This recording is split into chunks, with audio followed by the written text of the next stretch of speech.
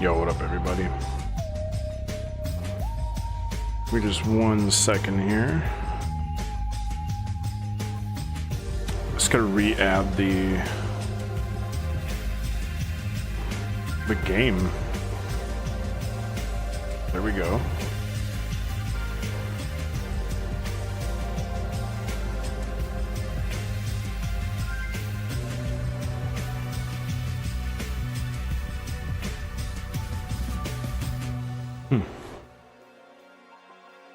Let's see. Let's go do a little bit of alt cropping and we should be ready.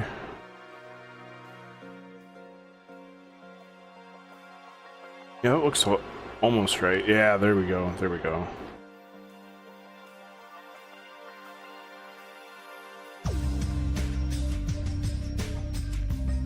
We're getting there.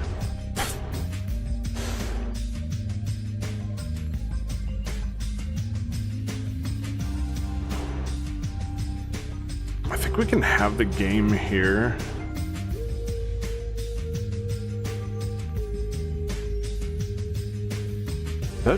That should do it. Might move the chat like down.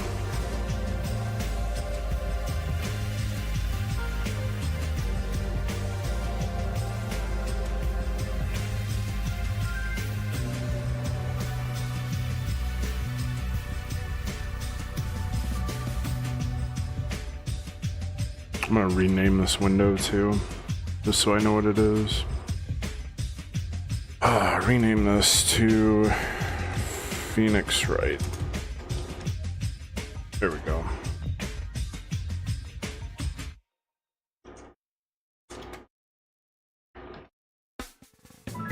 Nice.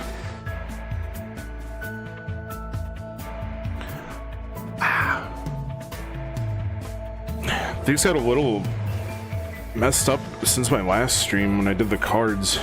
It locked my camera because I used the same camera to do my VTubing, and if it's being used by another application, it just freezes up.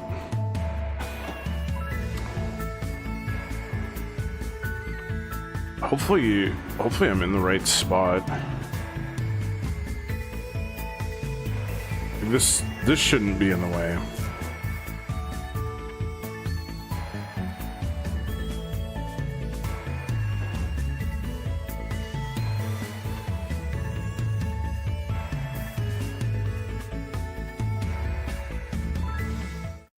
Okay.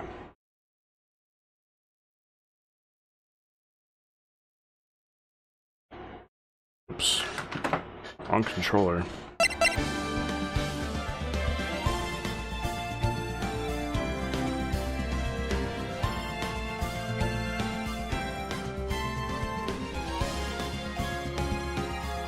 All right.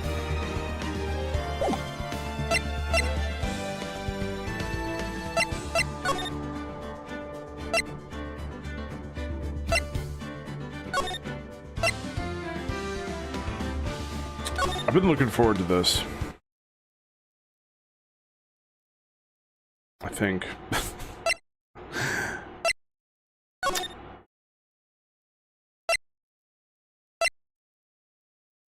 Oh boy, I forget what's even going on.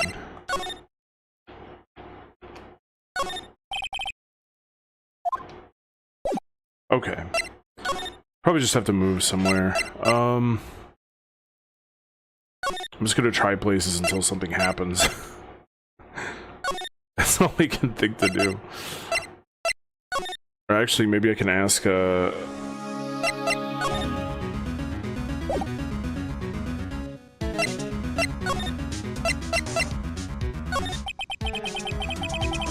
let's do this. Oh yeah, Emma, yeah. Emma Sky. Okay, Emma, there's something that's puzzling me. What is it? You said you were in Lana's office at that time, right? That's right. Why then would a serial killer come running in there? Not only that, but he was being chased by a prosecutor. Oh, there's no mystery there. Joe Dark had been taken in for questioning that day. Taken in for questioning, you mean by the police? Of course. This happened at the police department. He tried to run away halfway through the interview and fled into my sister's office. Oh yeah, I remember this now.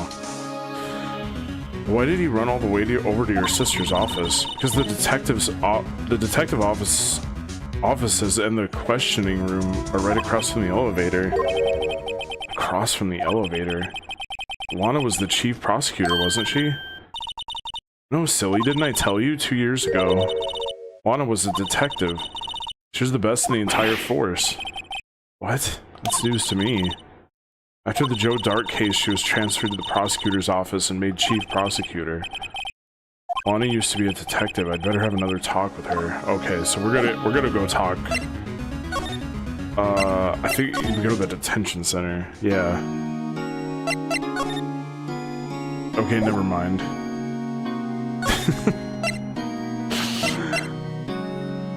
Bruh.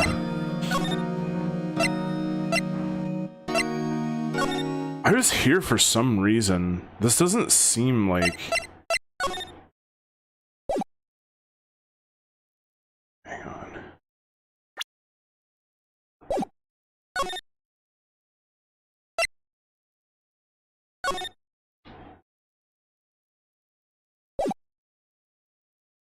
Okay, this is kind of crazy. I think I might be a little, just a little bit lost. Let me...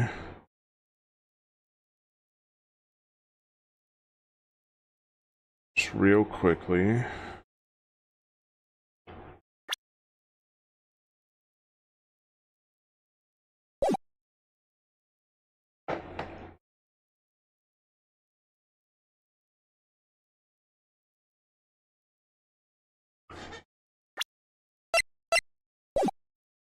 And I'm gonna save this. Okay, I just want to see where I am.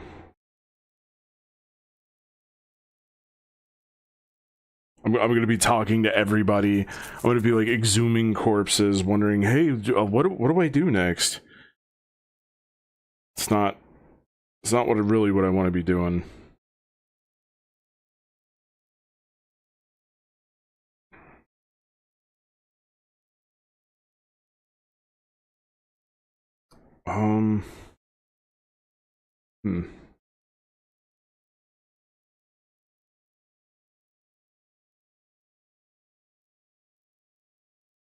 I remember doing the Blue Badger thing.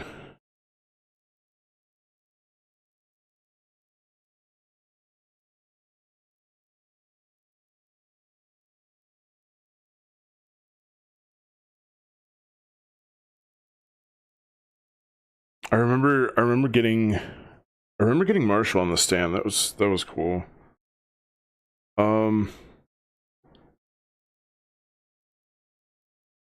I remember doing all of this.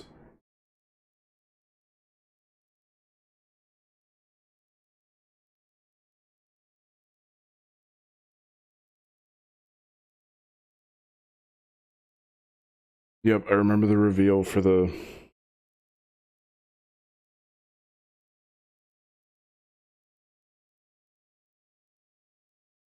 Okay, we moved to the detention center. Police department entrance. Okay, we're gonna go to the police department. That's where we'll go. Alright. Man, it seems like it's really loud. Let me...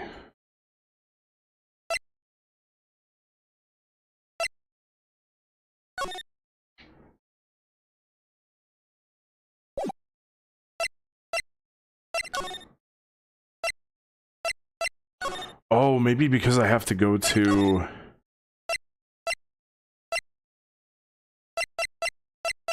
Oh, I forget how to get to the basement part. Hang on. Do I go here? No.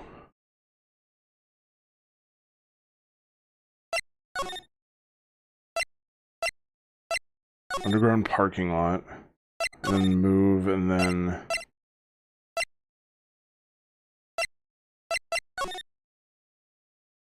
Oh, okay. Never mind, I guess we're talking to Edgeworth. wonder if Edgeworth is back yet. There he is. Looks like he's writing something.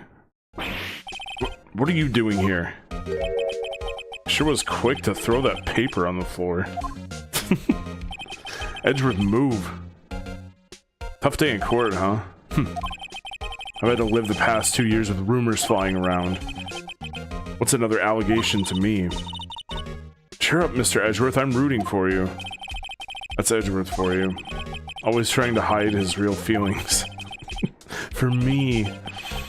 So what do you want? Unlike some people, I don't have all day. Bro, move. What is this? Wonder what he was writing before. Come on, Mr. Wright, let's take a look. Are you crazy? Edgeworth is sitting right there. Just distract him, I'll check it out. Hey, Edgeworth. Is that Detective Gumshoe out the window there? Oh no, he's falling to the ground. Hold on. First, let me see what this girl's doing crawling around my feet. He didn't even look. What letter of... Hold it. How you doing, Zonka? I'm doing alright. Broken Clock. Welcome. It says letter of resignation. Resignation? Edgeworth, you don't mean... I'm tired, right? I'm tired, boss. I feel as if something inside me has died. But Edgeworth, Mr. Edgeworth, none of it is your fault. I know the path I've walked. You don't need to tell me. And the path I've walked hasn't been a just one. I can't forgive myself for what I've done. Just 1 second here.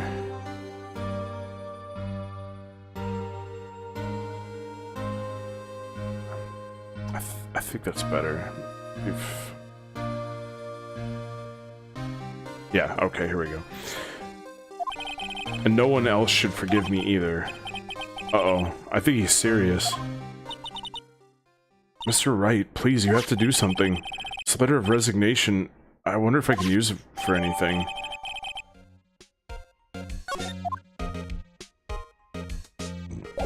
Edgeworth, what are you doing trying to resign, dude? I want to present this to him. Hang on. Explain. No, not rotate. Just, like, give it to him. Yeah, oh yeah, why? Here we go. They say where there's smoke, there's fire. Apparently I was so caught up in the smoke I lost sight of the truth. Edgeworth. The others are right. I have no right to serve as a prosecutor. Mr. Edgeworth, you were only doing your job. I've always made my own decisions about what I can or cannot do. That hasn't changed. Forgiving myself is something I cannot do. Uh-oh, I think he's serious. Mr. Wright, please, you have to do something.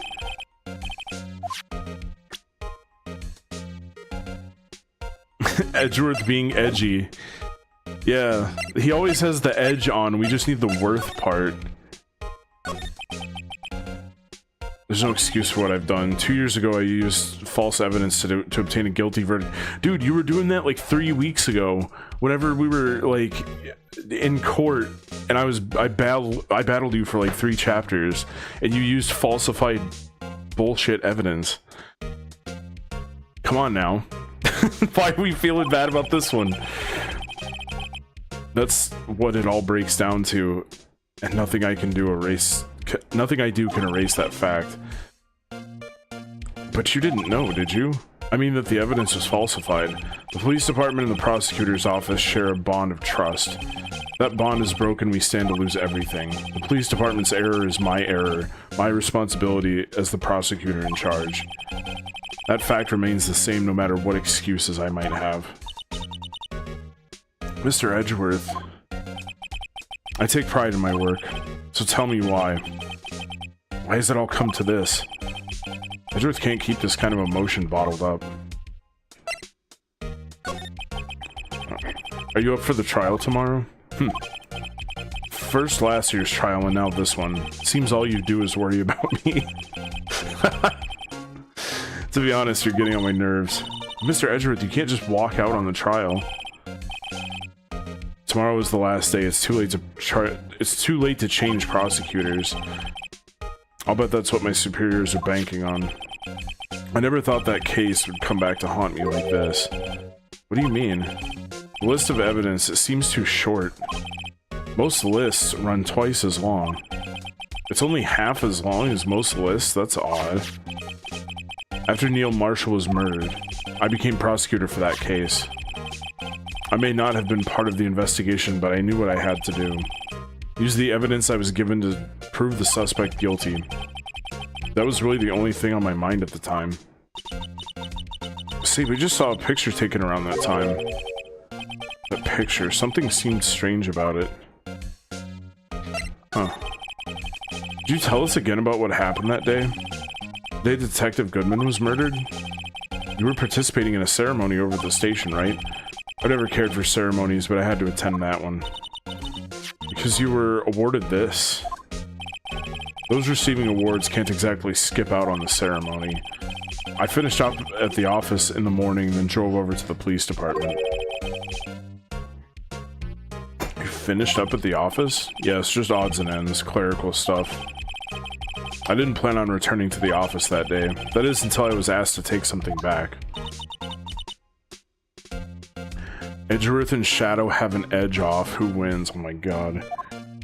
Oh, I missed whatever the fuck Emma said. Oh well. This. Oh yeah. Chief Gant asked you to hold on to that, didn't he? Yes. It was a piece of evidence in the case that was closed half a year ago. He asked me to bring it back to the prosecutor's office. That's the story we heard yesterday. So you came back here in the prosecutor's office because the chief asked you to? That's right. Well, baller. Alright, I gotta find whatever part here has to do with Edgeworth. Ah, here we go, yep. Forged evidence, yep. Oh, okay, so present him with the Gant team picture, alright. Oh, shit.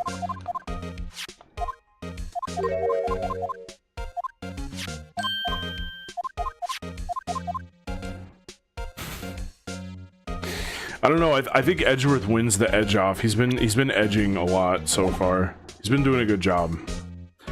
Alright, so I hit back, present, and then the Gant team picture. This, okay.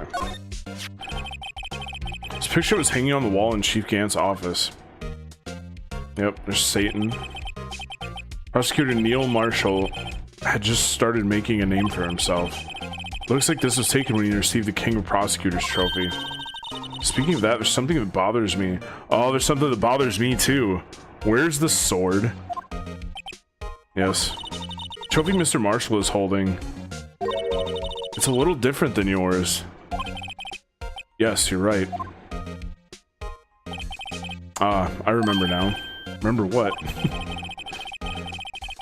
That was what the official prosecutor's trophy looked like until 2 years ago.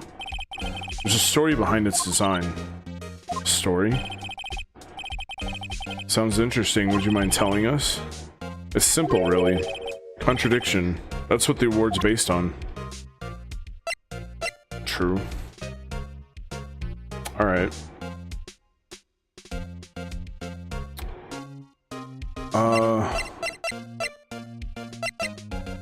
Tell me more about this then.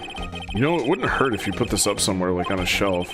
That has no meaning for me anymore. What do you mean, anymore? That's who I was last year. What good is it to dwell in the past? He's asking me? Why can't he just accept it graciously? Actually, something's been troubling me about the shield. Look, do you notice anything different? Different? Yeah, don't you remember the other shield in the court record? I guess I better present the other shield. There's an other shield? Okay. Well, we already looked at this.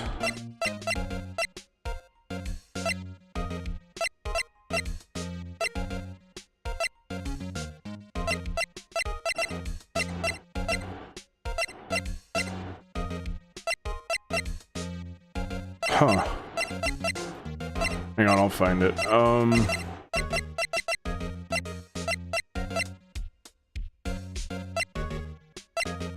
Do I have to present the picture to him again?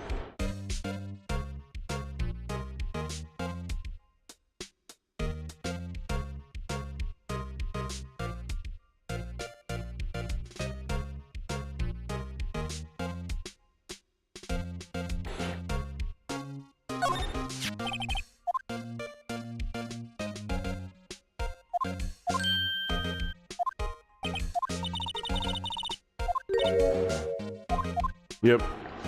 Alright. I don't think I have another shield. What the hell? What does this thing mean?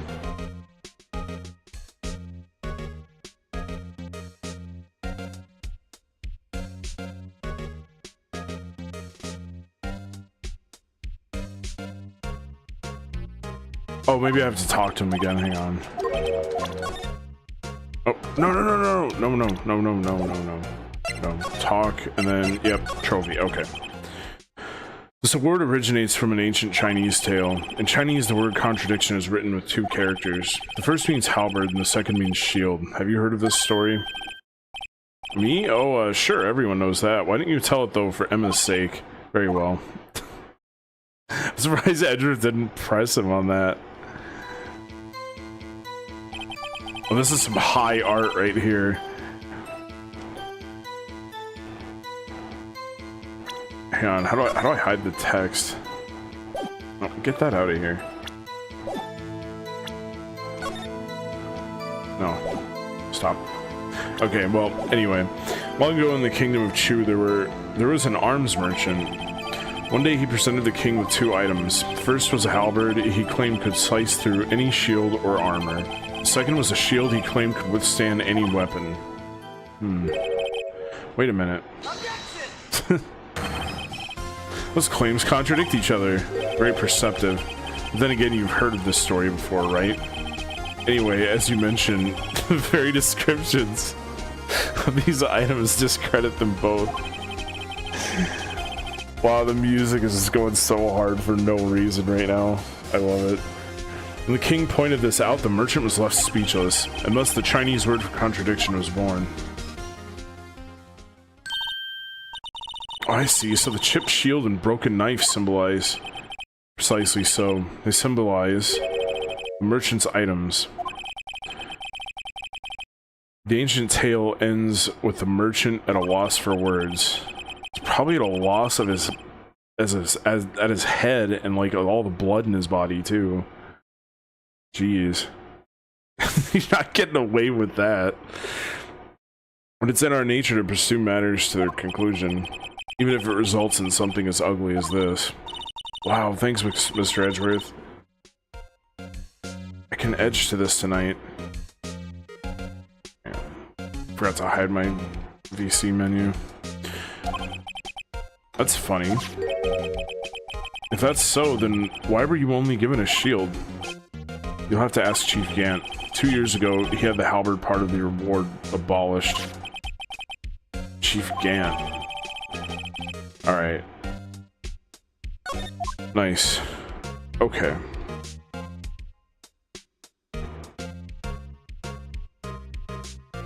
Alright, we're gonna move to the underground parking lot now.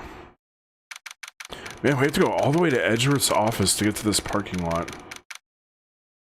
That is some inconvenience. Excuse me. Oh no. Would either of you care for a quarter pound of roast beef? I mean, that does sound pretty good, I'm not gonna lie. Miss Star, I guess she's out of lunches. You certainly are the curious sort, aren't you? Kind of like the first person who sucked a cow's nipple to discover milk. Whoa.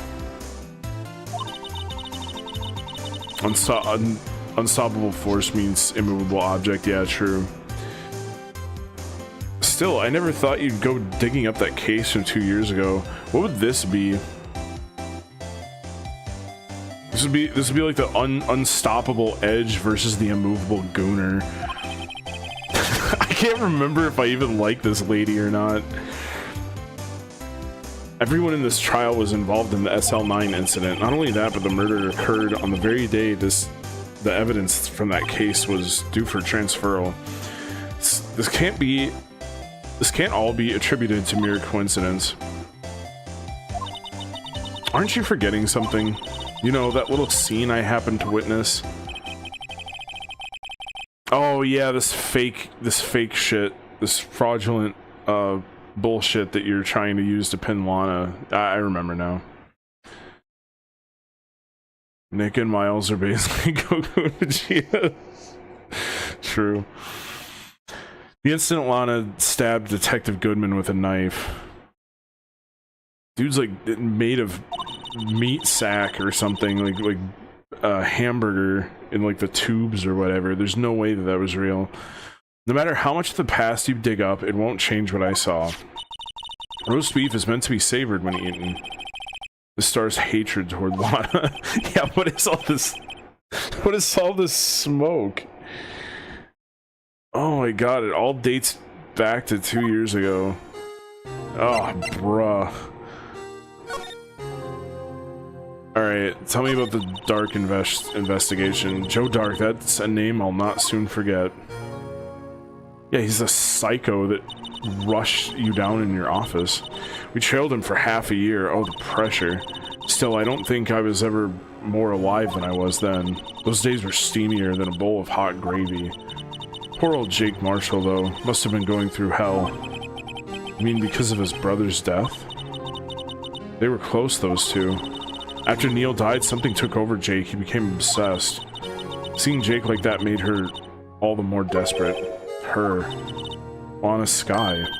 My sister? The best of the best were put on that SL9 case. Of course, they were led by the legendary duo.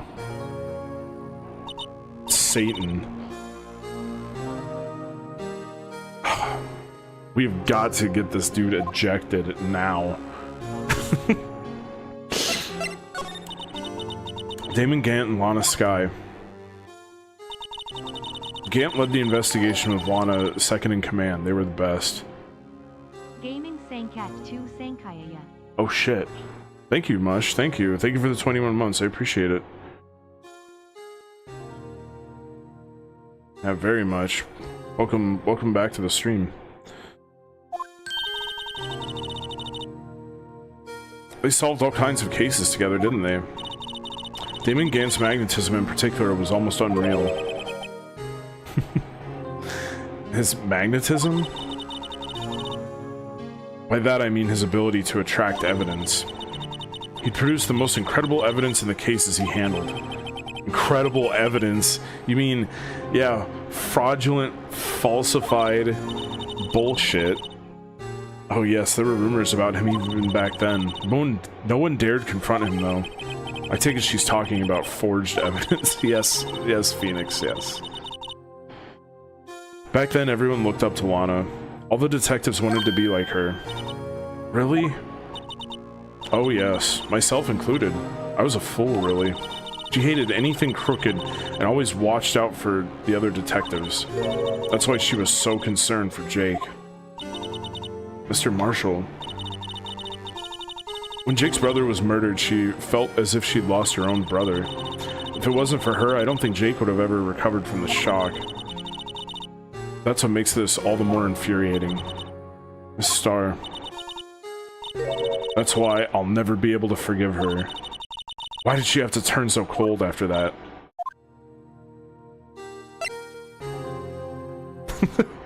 This is like Sag gaming time. I want to go back to Edgeworth's office. It was fun in there. We were playing hoops with the crumpled up paper on the floor and everything. Gasp! Edgeworth's Edge is falsified evidence. Yeah, he had his own 4-person cleanup crew back in the day.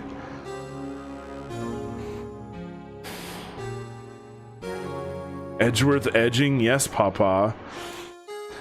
That legendary pair was the reason we were able to keep up our investigation.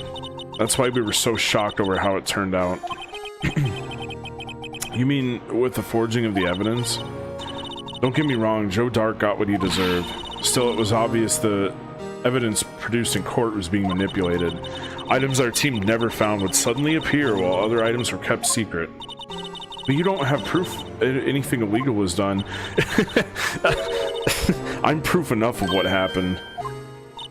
After that case, all of us, save Goodman, were relieved of our duties. Most without even so much of as an explanation. Then Lana Skye transferred to the prosecutor's office and became chief prosecutor. Lana always wanted to be a prosecutor. Nothing's quite as simple as it appears. Huh? Lana Skye was merely being used as a pawn. That's my take on the matter. Damn, they paused my advancing of the text to do that like little head turn thing. She was being used? Yeah. Lana transferred to the prosecutor's office 2 years ago, didn't she? Yes, thanks to Chief Gant's powerful influence. Chief. That's right. Having solved the SL9 case, his position as chief was secured. There was only one thing left for him to control. And then no one could stand in his way. The prosecutor's office. What? You mean that's why Lana was transferred? If he could control the chief prosecutor, he could control the prosecutor's office. That must have been his goal all along. But how could he control Lana? I don't know, but one thing's for sure. Ever since that case ended, she's never been the same. It's only logical to conclude there must have been a reason for her to change. At last, I'm finally getting close to the bottom of this ugly mess. Thank you, Miss Starr. You listen to me, rookie. It takes more than just ingredients to create fine cuisine. I hope you turn out to be a better chef than I've been. Just be a fifth option here. It's like, I'm hungry. Alright, so we're gonna go to the Criminal Affairs Department, right? I think we go here first, and then move. There we go. February 24th, Police Station, Criminal Affairs Department. There he is. Oh, you're back. You're still here? I gotta make 150 copies of these files. Brewing coffee, copying files. I'm turning into a regular DJ. You're a DJ as well? If I'm not mistaken, I think he means desk jockey. Oh, that DJ. I gotta admire your persistency, but my answer's still no. I don't remember. Oh yeah, getting into the chief's office. Okay. I'm not letting you in the chief's office, period. It'd be my neck on the line. That office is the last crime scene in the SL9 incident. I have to take a look in there. There's got to be something we can do to make the detective change his mind.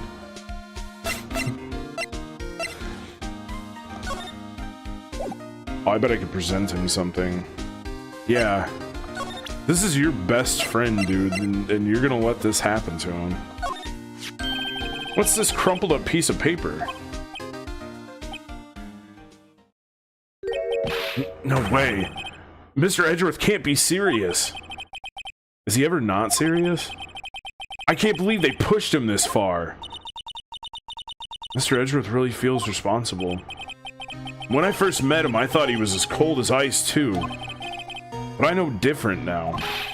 He trusted us detectives to provide him with sound evidence, but we betrayed him. Detective. That's it. I've made up my mind. But, here, take my ID card. We can't do that if someone found out. They wouldn't let you off the hook with another lost item report. Look at me. It's no secret I'm already out of the loop. After all, I'm friends with Mr. Edgeworth. Depending on how this case turns out, I may already be as good as terminated. What? So at least let me do this for Mr. Edgeworth's sake. Alright, detective, thank you. Nice.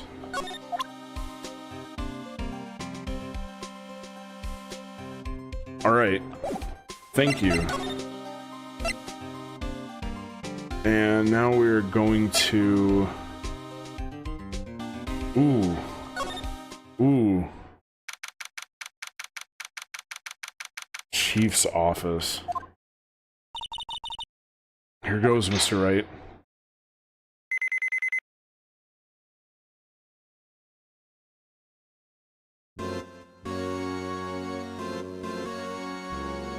Satan's headquarters. We're in. If anyone finds us now, Detective Gumshoe's a goner. If that happens, I'm counting on you to bail me out. Eek! Ah! Did she just slap Gumshoe? Sorry, I thought you were a ghost. I didn't even know you could slap a ghost. God, Detective Gumshoe. What are you doing sneaking up on us like that? I wasn't sneaking. I was just worried something might go wrong.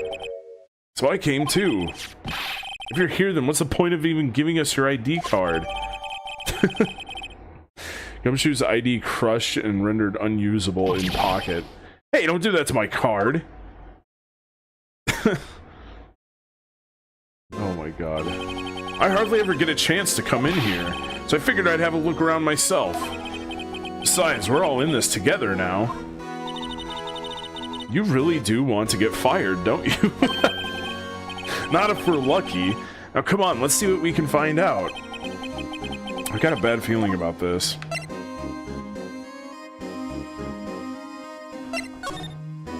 Let's look around. It's a safe, isn't it? Safe. That word is ripe with intrigue. Okay, if you say so. It looks like a code needs to be entered in this panel to open it. Bro, what? 7-digit number. I think I just might know what it is. We have a 7-digit number in... Do you know what it is? I have a hunch. Oh, I know. You want to try my birth date? It's...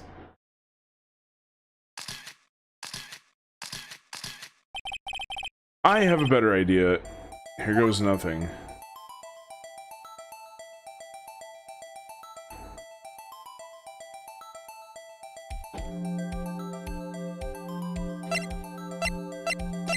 That was weird. So sometimes the it like clicks out of the game for some reason. All right.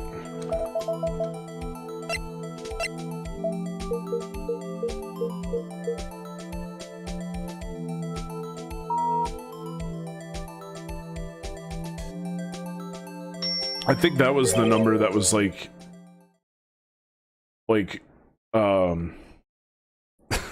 it was on the, I don't want to say evidence sheet. It was like the entry to the evidence room. What number did you enter? Whose birthday was that, pal? 7777777. The final ID card number on that record. What? Number of the mysterious executive officer who entered the room that day. You mean 7777777? That ID number? I think you're 1 7 shy this time. This can only mean one thing. That's Chief Gant's ID number. Say, anyone care to look inside? Yeah, the Gumshoe, will you get out of my way, dude? Is there any money in there? How much does he have stashed away? Look, it's a... Oh, it's the piece of that broken pot. A shard from a broken cup. No, this somehow looks familiar. Where have I seen this before? There's something else in here, too. What's this? Looks like a piece of leather cloth. Oh, that's got, that must have been used in the locker room. Okay, who needs a freaking pipe organ in their office? Okay, so there's 2 people. 1, Ganondorf. 2, Satan. Hey, I saw someone wearing a shirt like that once. You think the chief made up the design? I don't think so. Oh, well, it was just a thought. Is that it? Is that all that was in the safe? Apparently so, it's empty now. A piece of cloth with a handprint on it, and a broken shard from a cup. They look like pieces of evidence. Yeah, but unless you can prove that they have something to do with this case, I'm afraid I can't just let you take them. After all, it's my neck on the line here. Great. Now I have to prove their relevancy to get them. How are these 2 items related to the SL9 incident? Well, I know one of them at least. For sure. There's gotta be something we can show the detective.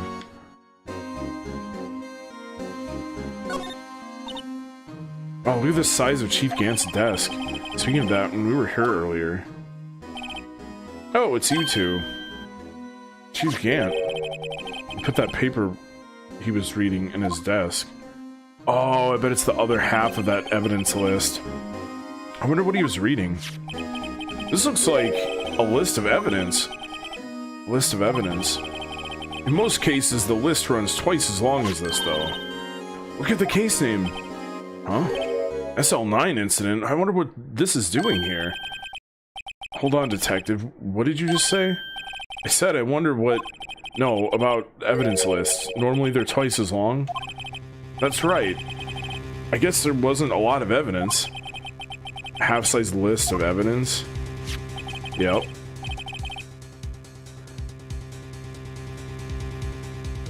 I never posted the Twitch link in the server. Oh, I forgot to do the @ everyone. I don't know if any more people are gonna show up though. I can try.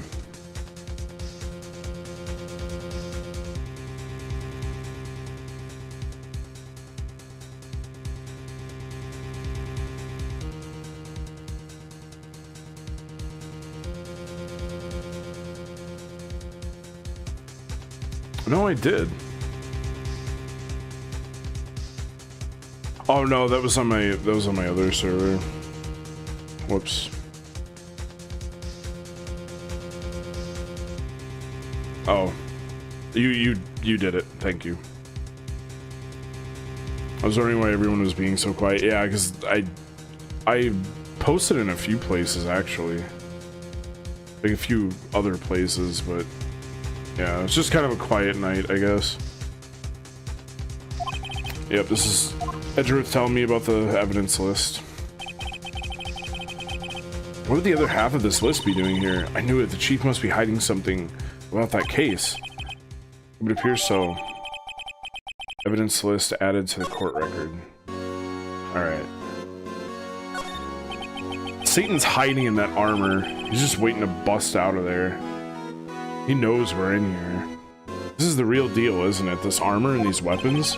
Sure is, pal. The chief doesn't care for imitations. First the pipe organ and now this armor.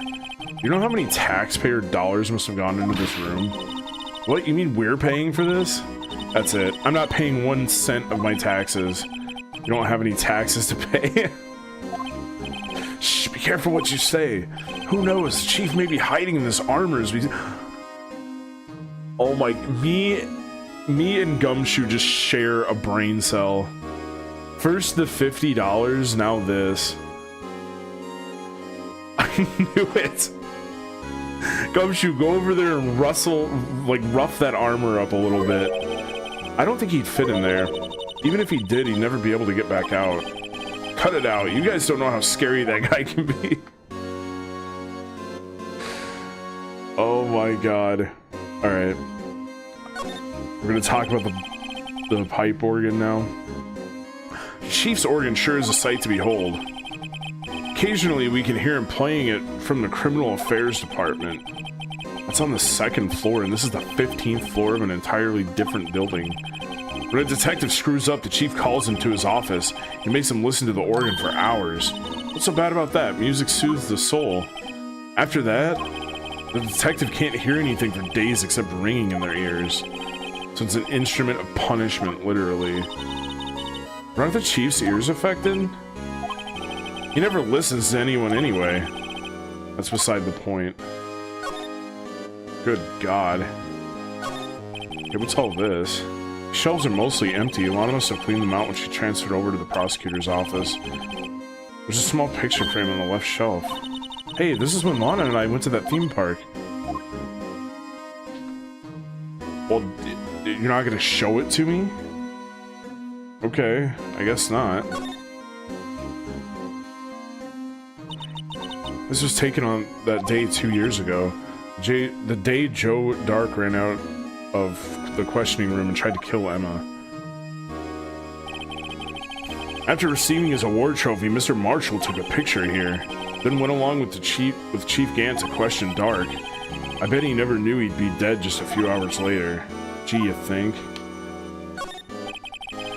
This was Lana's desk. It sure is tidy. Lana's always been a meticulous cleaner. There's not even any dust on it. It looks like someone's still keeping it clean. Does Lana ever come back here? No.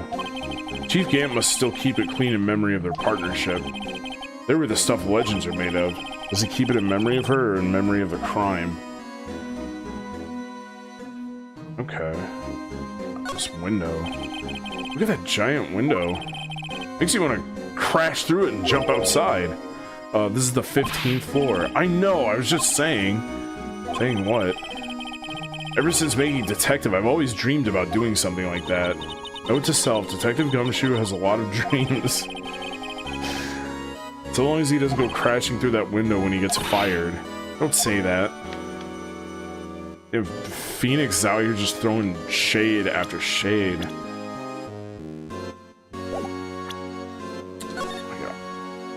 Bro, get... I just want to move. There we go.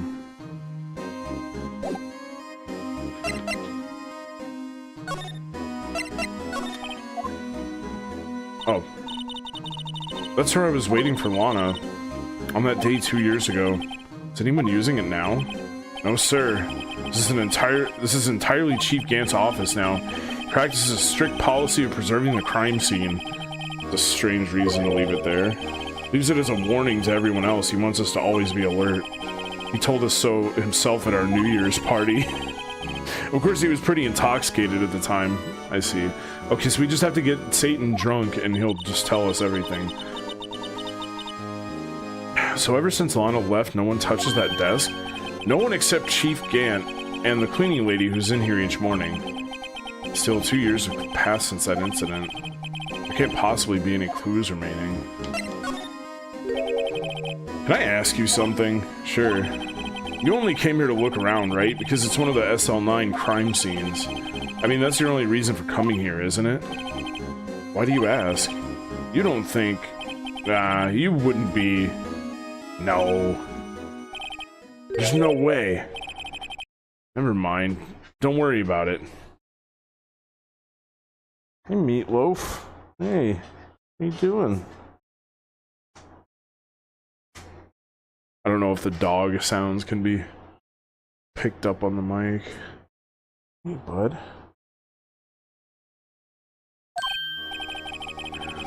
Okay, now then, let's look around a bit more. Hey, hold on, not so fast, buddy. Huh? What is it? When someone tells you don't worry about it, it's supposed to start bothering you, pal. You don't just let it go at that. Sorry. This guy's starting to get on my nerves. Okay, what's bothering you?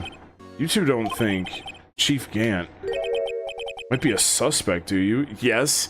Yes, I've only been thinking that, like, all the time.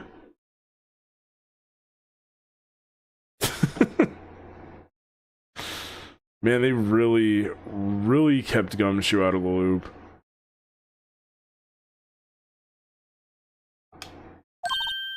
What?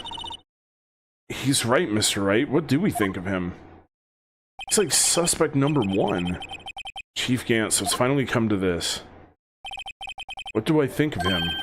Perhaps it's best I don't divulge my feelings yet. There you go, ignoring me again.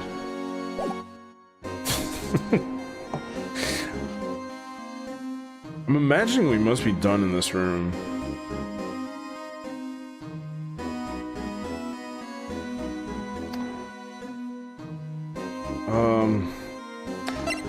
Okay, so we gotta go talk to... We gotta go talk to Lana again, I think.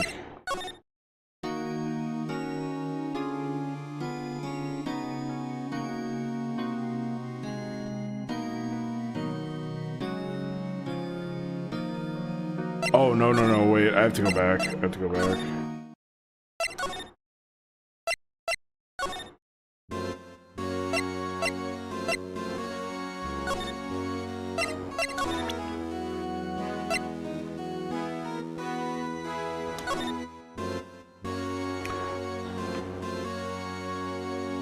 There we go.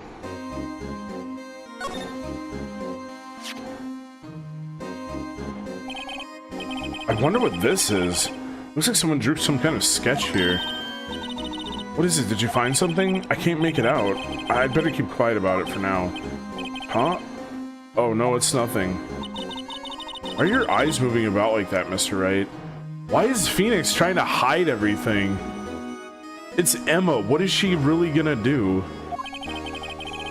I better not forget about this picture. Yeah, or, you know, or you could just tell Emma about it, you know, it's... Oh, boy. Do we have another evidence list? I don't think we got that. Nope, just this thing. Okay.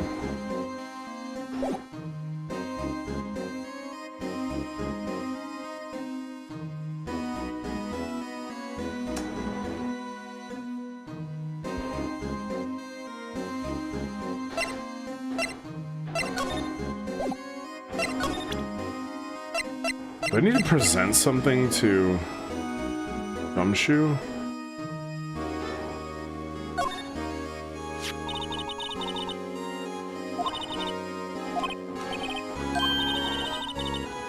So Mr. Edgeworth's list really was only half of the whole thing.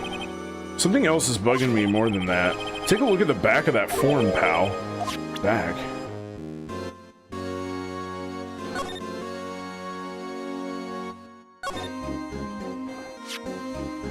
Yeah, he had... okay.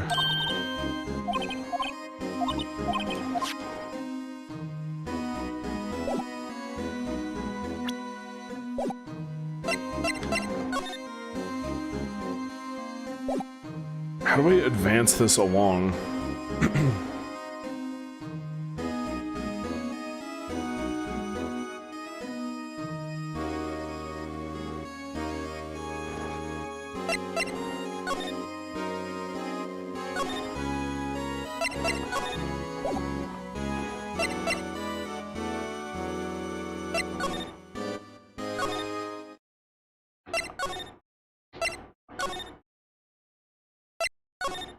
Bro.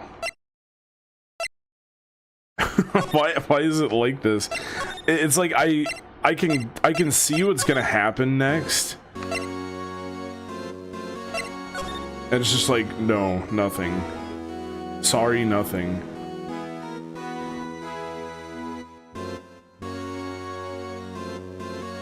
Okay, I'm very sure that I checked everything there. Oh, I didn't check this window. You can see pretty far from 15 stories up. If you were to drop that suit of armor from here. At first, the chief wanted to use the stained glass for this window. Really? Why didn't he? They say he changed his mind because he wouldn't be able to see the view. Oh. Stained glass or not, it's a huge window.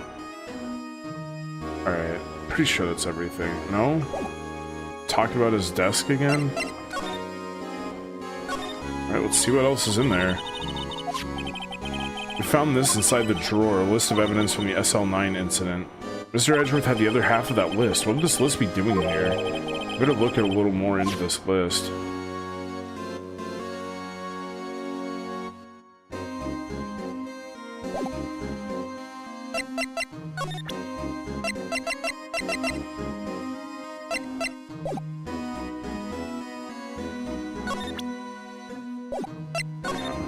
Nope. I don't really think there's anything else to get from this.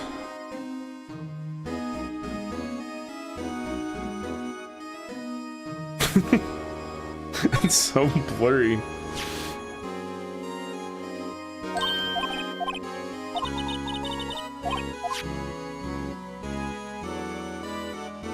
Does it not like get added to our evidence or something? I guess not. Oh, you know what? No, I wanna do something. This. Yeah, let's present this. Detective Gumshoe, could you have another look at this jar?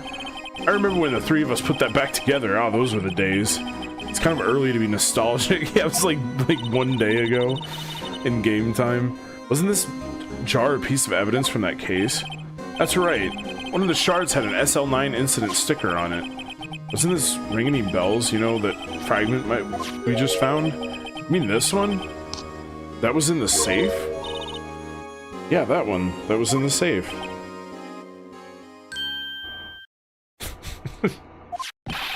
Now that you mention it, it is ringing a lot of bells. Let's see if it fits. Yeah, let's do it. Here, let me see that shard. I'll take a crack at this. Go ahead, pal. Show us what a rookie can do. Mr. Wright, here's some glue. If I can piece this together again, it'll prove Chief Gant was knowingly hiding evidence. Here goes. Yeah.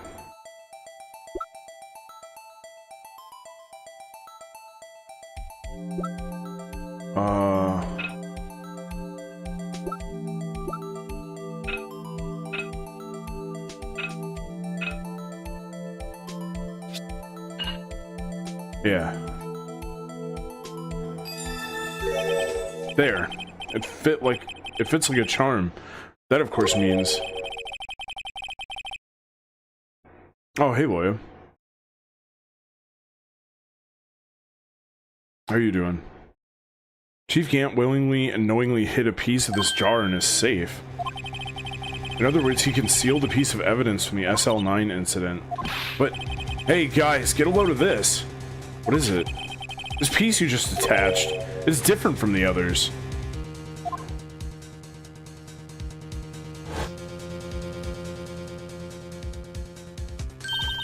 There's a reddish line on it.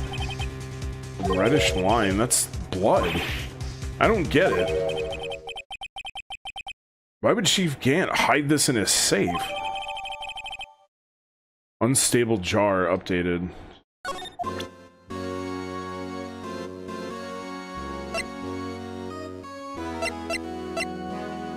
Oh, this is an... Okay, we gotta do this one too. I can't believe Officer Marshall would do something like that. You know Officer Marshall? Of course I do. He was like a mentor to me. When I first started out, he even gave me a small cactus. Really? He said, Dick, she'll listen to all your troubles. Note to self, Detective Gumshoe talks to a cactus. He's gonna write a memoir and Gumshoe's gonna be looking crazy in it. Hard to believe he's just a patrolman now. Someone ought to trade places with him. What? Why are you looking at me like that? Oh wait, hang on. Where is the piece of cloth that we just found? Oh, it's like super important.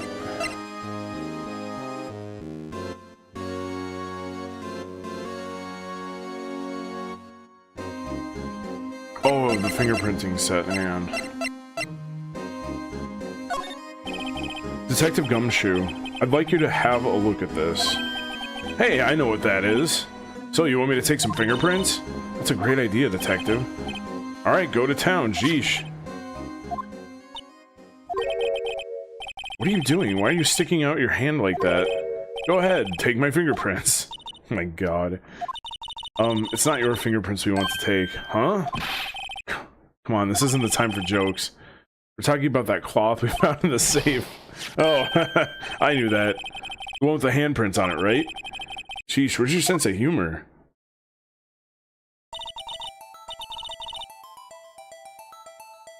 Okay, Mr. Wright, let's check for prints. Sprinkle the powder on the cloth. Once they've been absorbed into the prints, blow the rest away. What are you, my mom? I don't have to be told a million times. Man, Phoenix is just like... He needs to chill. He has like no chill today.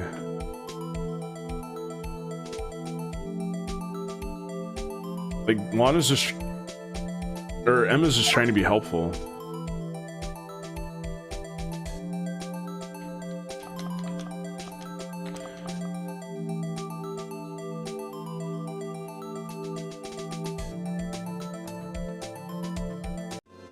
Wait a minute. What the fuck? Hang on. I thought A was to like... Hang on.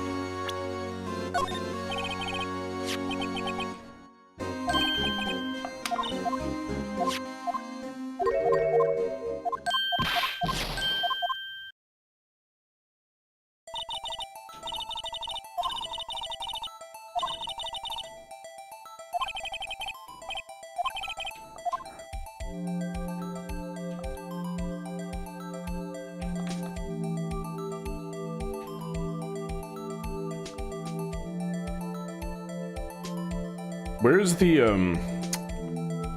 the thing that I used to do this?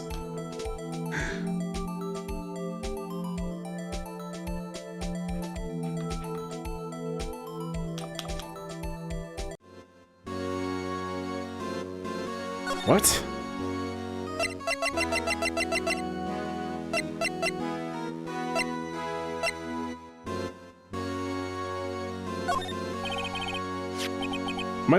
Am I doing this wrong?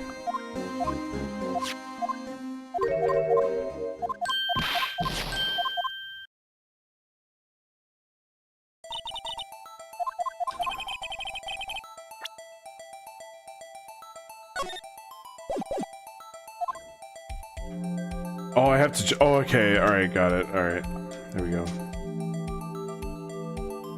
I just had to.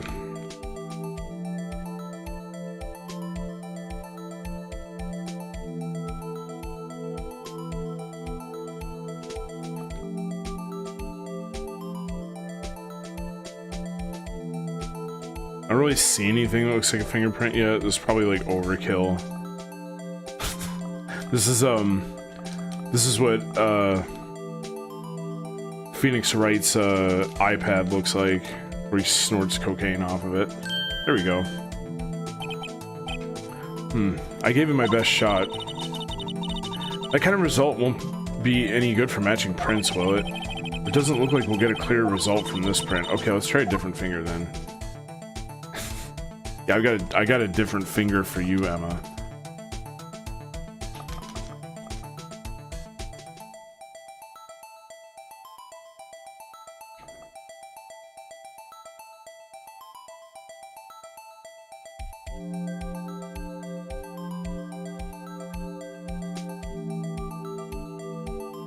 That's way better.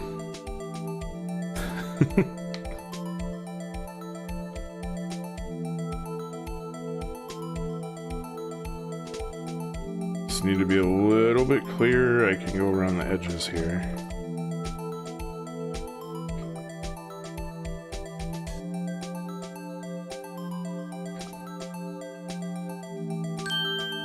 There we go.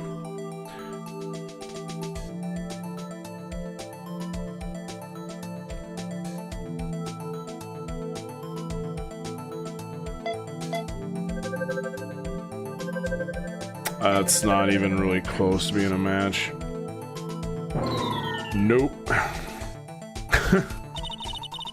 I love that they use the oh my god, what is that? The fucking dizzy noise from Street Fighter.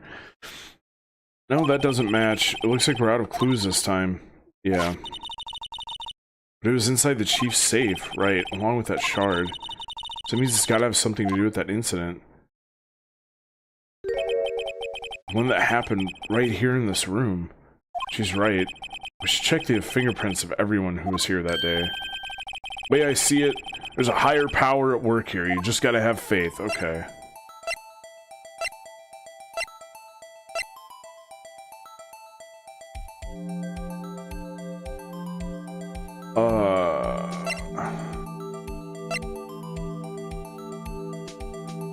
Yeah, that looks like more of a match.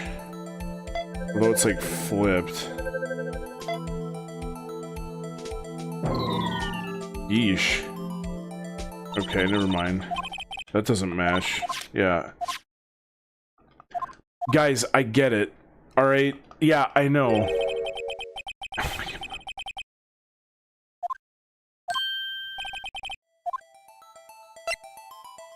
Oh, there.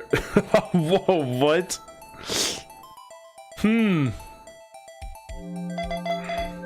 I've never heard of, Celine Delgado. Wow. What a match. Emma, what is your... No, how can this be? What are Emma's fingerprints doing here? Hey, you found a match? Whose fingerprints were they? Huh? Oh, it seems the prints are too old. They aren't clear enough to get a match. Oh, that's too bad. I thought they'd be Dark's prints. Bro, is Emma gonna, like... Is she gonna, like, 11th hour, like, heel turn on us? Like, what's going on here? Just, hey, you, over here. What's going on here? What are that kid's prints doing inside the chief's safe? Don't ask me. Let's just keep this information from Emma for now. Here. Maybe you should hold on to this. finally. Well, was I any help? Of course. Thanks to your ID card, we were able to get some hard evidence. Now that's not very kind, is it? In other words, if it wasn't for his ID card, he would have been useless. Isn't that right, you in the coat? Eek! Chief Gant! We didn't think you'd be back so soon. Fortunately, I'm a man who believes in signs. As I was walking to my meeting, I happened to look out a window and saw a stray dog run right into a pole. Just then, I thought of a certain detective. You mean me, sir? Now then, I'm afraid I'm going to have to ask you all to leave. Yes, sir. Sorry. Oh, you in the coat. Me, sir? Drop off your ID on the way out. You won't be needing it anymore. But, sir... Now get out. Yes, sir. We'll be on our way too, then. Wait, you the one without the spiky hair. Don't go yet. Me, sir? I'd like a word with you. But, sir, I'm not a licensed scientific investigator yet. You with the spiky hair, you're free to go. Mr. Wright. Yo, Mr. Wright. Look, pal. If I've told you once, I've told you 1,000 times. The chief's office is off limits. But no, you just had to go sneaking in there like that, didn't you? I thought you said you didn't care anymore if you were fired. Yeah, but if I knew it'd be like this, I never would have said it. Now that I've seen the evidence Chief Gant was hiding in his office, I think I'm finally starting to get the picture. Why has she kept eerily silent about it all this time? Anyway, you listening to me? I'm gonna try and smooth things over with the chief again. Later, pal. Yeah, okay, Gumshoe, sure. After that, I heard from Emma. She said the police wanted to ask her some questions. Fuck. Surprise, motherfuckers. Surprise, mother farm ears. Her mother farm ears. Hey, Rick. So she'll be busy for the rest of the day. Damn, Emma got pressed.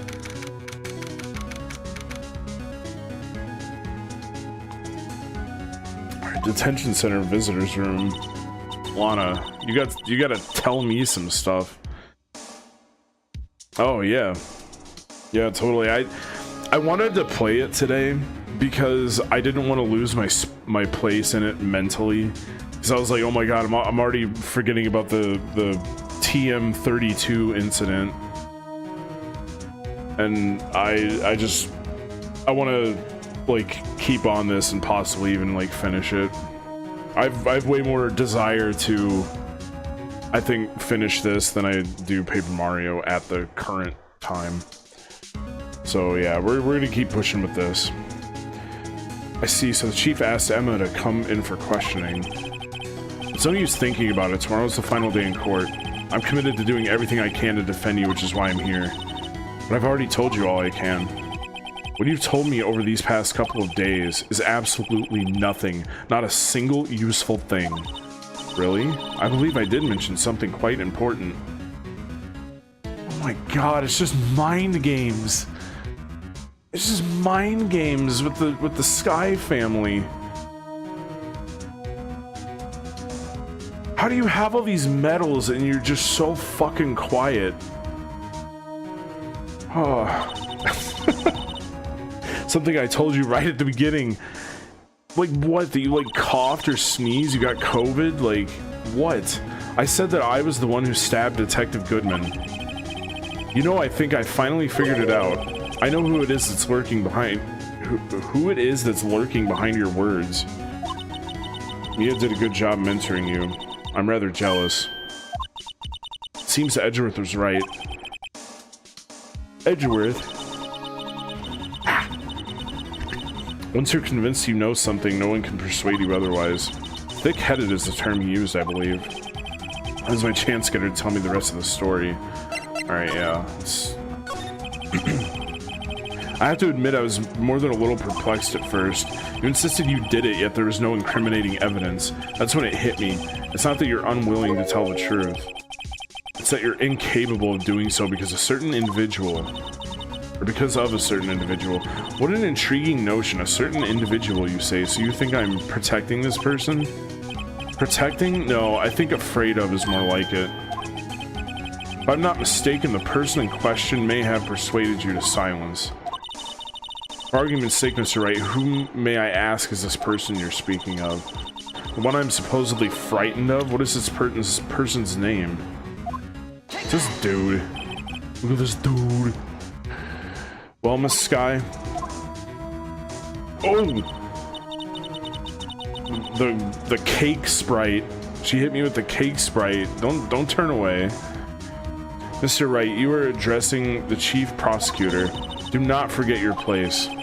I think she's still not ready to spill the beans. My apologies. Could you please tell me a bit more about what you think you know?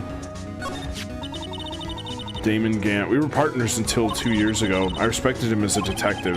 Assuming he is respectable, then tell me something. Why would he try to hide his crimes? His crimes? Both you and Edgeworth will be brought before a board of inquiry for what you did. Specifically, hiding and forging evidence. Of course, these are serious offenses. Why is it, though, that Chief Gant's name was never mentioned? Chief Gant?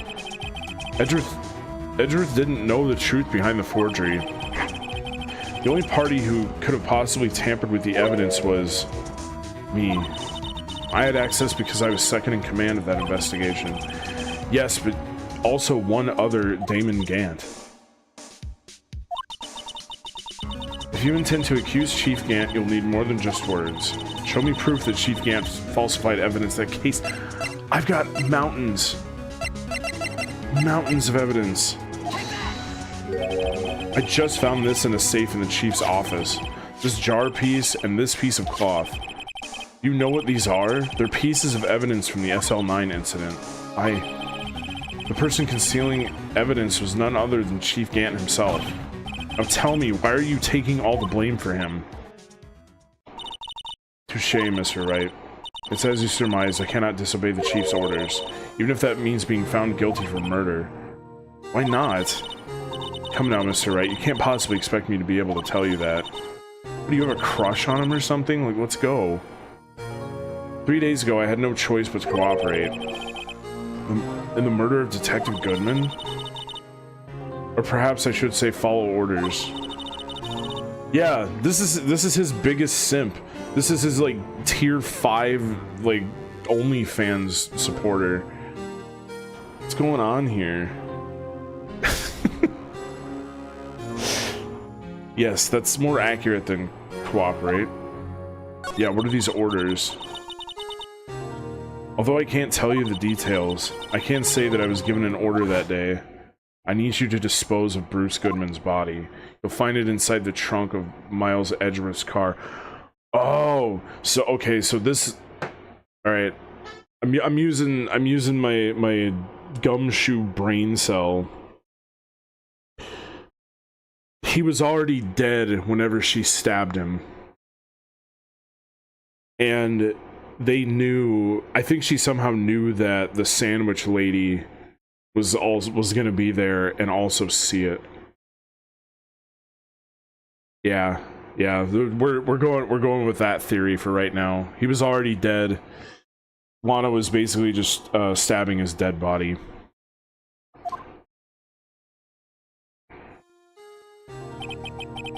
Just as I suspected.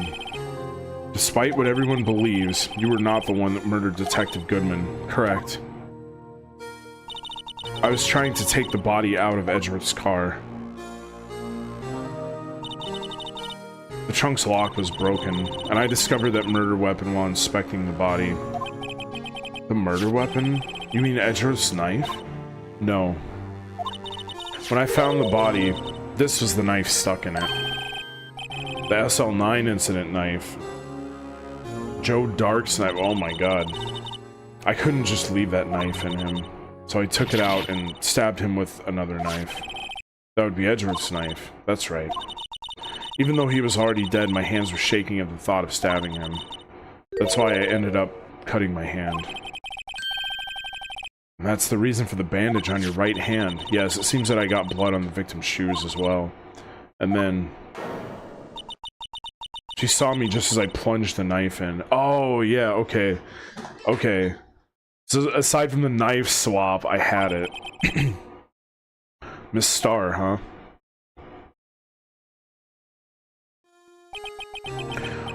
Why did you need to hide Dark's knife so badly?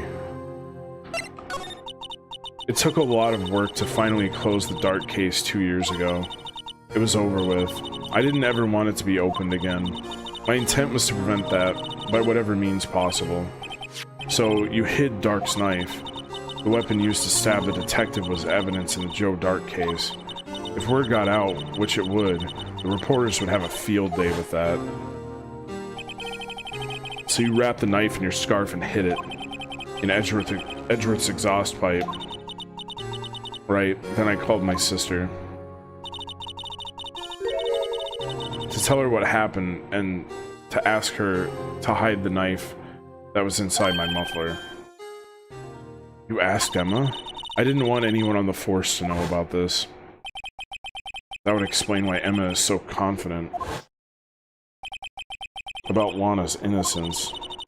Speaking of phone calls, I had a bad feeling about one of them that day. A bad feeling?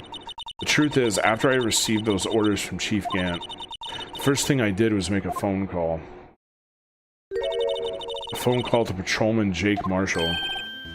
Marshall? Why on earth would you call him? Because I wanted this music to play over the phone. We don't have iPods yet. The lead investigator for the SL9 incident had been murdered. I wanted that fact to be kept hidden and I needed help. He was the only other person I could trust. Or at least I thought I could trust him at the time. However, it seems that after I spoke to him, he went off on an escapade of his own. Oh, you mean... not wanting the case to die, he decided to take things into his own hands. He disguised himself as Detective Goodman and tried to steal the evidence. Oh. He had already stolen the ID card, but it seems he still hadn't made up his mind to break into the evidence room. There's Meekins the Invincible. After my phone call, any remaining doubts he had must have disappeared. It's gonna be useful later? Okay. Cool. So your phone call caused the incident in the evidence room.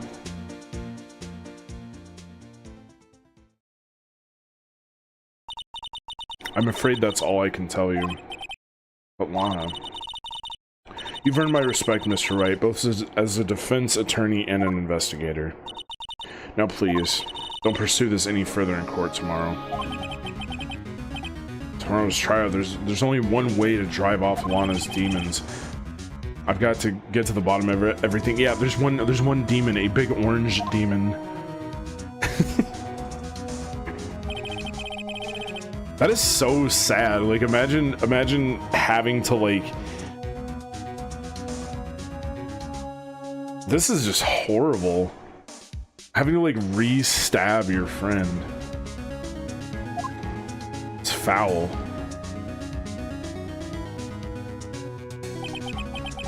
Nah, get Satan out of here. What went down in the chief's office 2 years ago?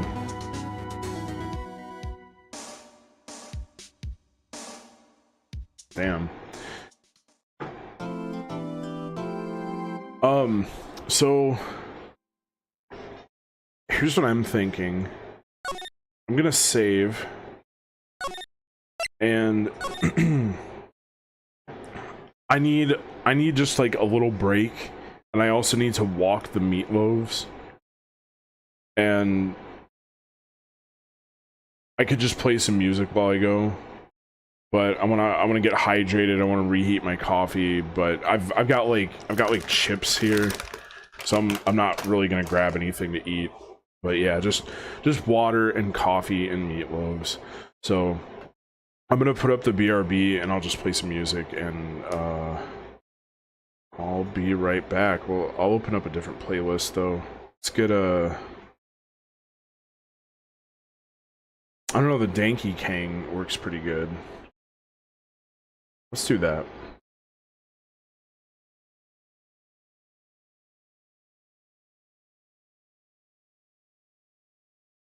Alright guys, I'll see you in a little bit.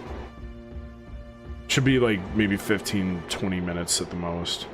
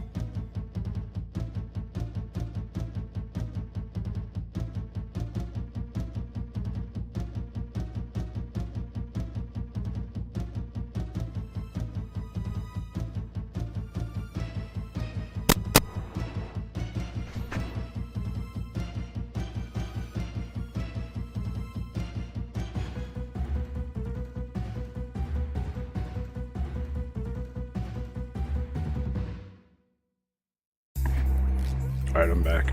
I'm gonna chill for just a little bit here while I sip my coffee, but I just wanted to come back and just like talk.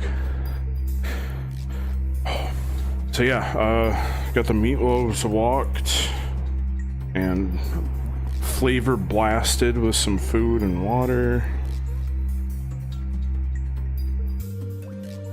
But yeah.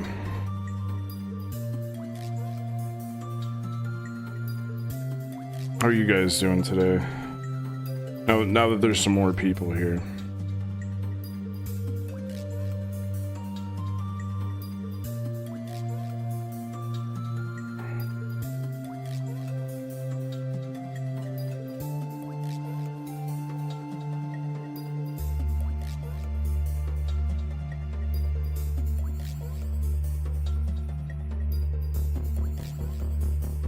Doing better, no more blackouts. That's good, yeah. No, the summer weather's just been brutal for that stuff. It's either storms. Haven't had any major power outages here yet, which I'm thankful for, but yeah. Oh, so I had something that I wanted to talk about because the last stream that I did was like showing off my like a little bit of my card collection. And I have more that I want to show off eventually. I need to save up for a better camera, but I found there's something happening with like sealed packs. If anybody's like collecting, if anybody is like buying loose packs, like, oh, I want like a Legend of Blue Eyes pack or like a Pokemon base set pack or something like that, be very, very, very careful who you buy from. People are starting to use like CT scans on packs of cards, and they can literally X-ray it and see what's inside the pack before it's even opened. And so far I agree with the OP's assessment. I don't remember the name of the channel that made the video. I guess you could just look up like Pokemon card CT scan. But I agree with their assessment that it's probably just going to ruin the secondhand pack market, because as a seller, if I wanted to be a scumbag, I could scan a pack of cards, literally see what's inside of it, keep the good packs for myself, or just like open them up and just like keep them, and then like sell off the dud packs for the same price. I think it's probably going to kill secondhand markets for like sealed packs. And people were already like weighing the cards. You could get like a scale and like weigh the cards, because like I think the hollows like make the pack weigh like some micrograms heavier. Oh, okay. I appreciate you being here, Broken Clock. Have a good night. But yeah, you could you could just be a complete scumbag, and I don't like that, because I am someone who saved back, you know, and resisted the temptation of just like power shredding all of my packs open. And I would hate to be in a position where my stuff's not selling because somebody thought that I tampered with it, because this is tampering. The pack's not, you're not supposed to know what's in the pack. And there was already problems with people resealing packs during the whole like Logan Paul like moist critical like Pokemon card like craze that went on during COVID. This wouldn't have happened in the 90s. True. But now there's some service. I don't know if it's just one or if it's more than one, but you can send your pack in to have it scanned. And the other problem with that is that how do you know which pack you're getting back if two customers send in like, or let's say this, not even two customers, if one customer sends in like a Legend of Blue Eyes pack to get scanned, and the and the place doing the scanning already has duds on hand that they know are shit, like just has no cards in it, they can just swap it out for a dud and send it back to you. Be like, oh yeah, well here's, you know, it only had like a rare Momo in it or whatever the fuck. Like you could just, like, even just as a collector wanting to know what you have, you could just get fucking scammed. Because there's no serial numbers on the packs. There's no thing that's differentiating one pack from another. Oh yeah, it's totally like a money service if you have access to a CT scanner. I feel like this was born from, like, because I have no confirmation of this, but it sounds like somebody working at a doctor's office got curious. They're like, yeah, I have this pack of Pokemon cards. Let's see if the CT scanner works on it. Yeah, the example in the video was pretty harrowing, because there was just a Zapdos in the pack, and as long as you know the outline of what you're looking for, like, yeah, it projects in black and white, you can't see any colors, but if you know the outline, you know what card it is.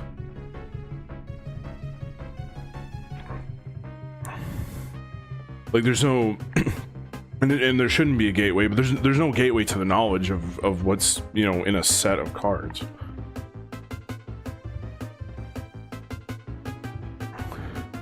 Yeah, and see, that's the thing. It's like, I inherently wouldn't trust it, but even if it did work out, like, let's say that they didn't do any dud swapping at all, and they just kept the packs as is. They were like just the most honest scumbags ever. And so I still wouldn't trust the secondhand packs being sold, and that's a shame. So and it's expensive to do too.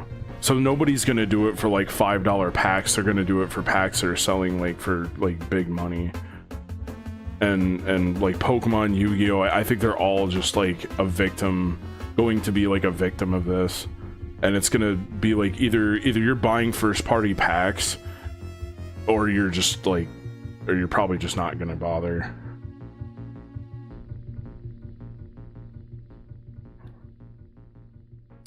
Just how pricey do these jerks sell their packs later to compensate, I wonder?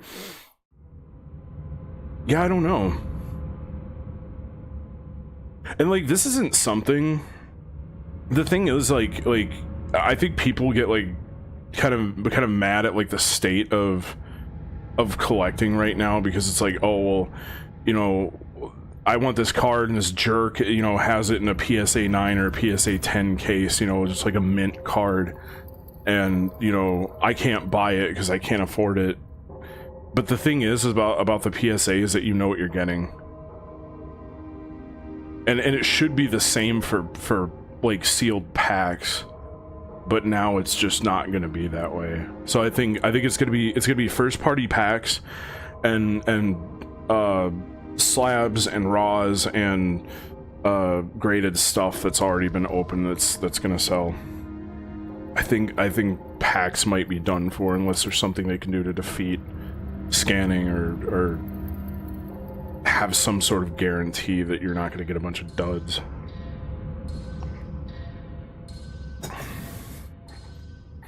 It's Jover. Yeah, it's never been more Jover for packs. And I find that to be somewhat of a blessing, but also like a curse. I do like buying, like, as a collector, I like tins. I like knowing what I'm gonna get for the most part. But packs are kind of like dopaminergic, like, you know, they're mental crack, you know. Hey Rob Dave. Oh, thank you. YYOO Sanka, thank you. Thank you for the 17 months, I appreciate it. Drunk and sleepy became ninjas in time. Yeah, welcome back. It's been a while. And yeah, but yeah, I think it's Jover for packs. And depending on how Jover it is, I may just keep my packs and just open them. Like, because even if they come up with a safeguard for it, my packs aren't going to fall underneath that safeguard. It's only going to be for things that are printed, like, you know, into the future. And that's if the companies even see it as enough of a problem to want to fix. Because they may just be like, well, you know, fuck it, chuck it football, and you know, we don't care as long as we sell the packs. I don't really think they're that super concerned about the secondary market.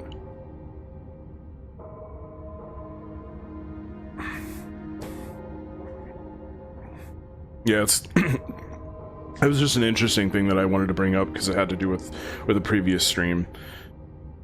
But yeah, I just thought, I was like, man, this really sucks. Because I just sold some like sealed product to somebody, and I think that like only some of the cards were guaranteed and the rest wasn't. But I'd hate for them to think that I, like, you know, scanned it, but I can't. I wouldn't. It seems like a waste to me.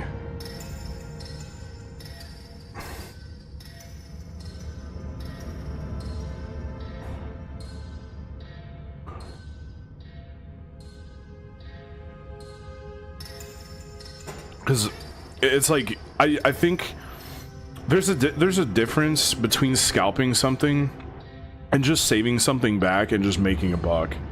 And I'm doing the second thing. I just saved something back to make a buck out of it later. I was like, well, you know, I've got a discount because I'm working at the store, and you know, I think I'm just gonna buy like 2 of this tin or 2 of this little box and just save it back.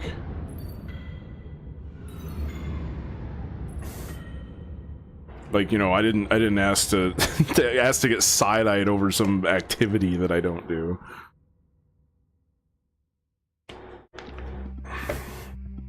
Like an X-ray glasses and shit. Oh, I should be drinking my coffee. I keep drinking my water. I think I'm just that like dehydrated, kind of. Where's my meatloaf? Is he even here? No. He like came in for like a split second and dipped.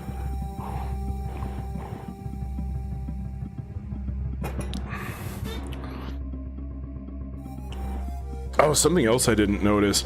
I got like 5 purple shinies in a row. Like bluish purpley shinies. Just by pure coincidence. In Legends Arceus.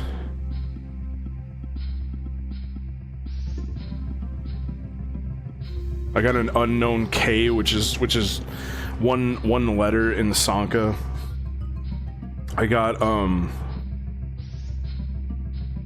shiny Bonsly, which the leaf parts of his head are purple instead of green.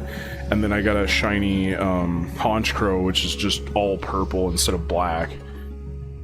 Oh, there he is. Hey, Meatloaf. Hey, bud. And then just today, after a giant shiny famine, I get shiny Haunter and shiny Murkrow. I guess the Murkrow felt left out. He's like, you got my big purple mom or dad, but not me.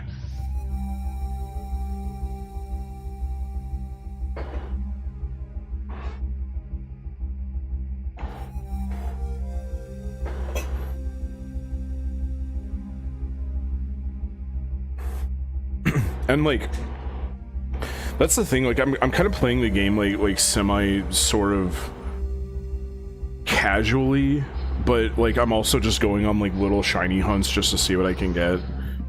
I'm also like leveling up some of the Pokedex entries of Pokemon that I know are things that are common to find raids for. Like what is his name? Cyndaquil. So like I maxed out Cyndaquil's Dex entry so much that it turns the shiny chance into 1 in 128 instead of 1 in 137. But I was like, I have an Alpha Cyndaquil, might as well do it. But this is the thing, like, I think I would like to stream that stuff, but I don't know if people would want to watch it. Like that seems to be like the problem with certain games where it's like, it's interesting to me to run around from like raid to raid, not raid, what are those called, mass outbreaks, from mass outbreak to mass outbreak. But I don't know if it'd be interesting for anyone else, especially when I went like 4 days without finding a shiny. That was like pretty intensely, that was an intense drought. I'm in for the company. Sure.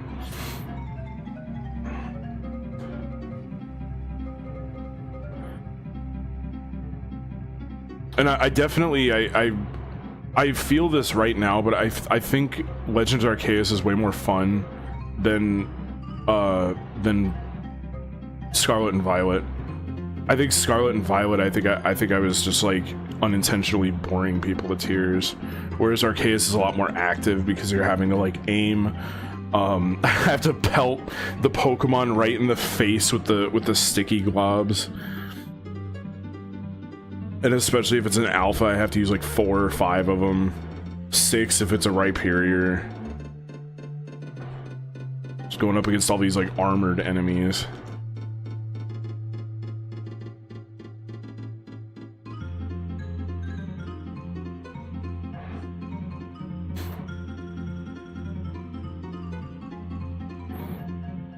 Maybe I might have to stream that a little bit someday. People still play it. I saw another VTuber. I want to say her name is Ducky. She has a really cute model, but I think she was playing it. I saw another like content creator playing the game. Like she had just started it. I'm like, wow. Okay. I think people are getting jazzed for ZA and revisiting Arceus.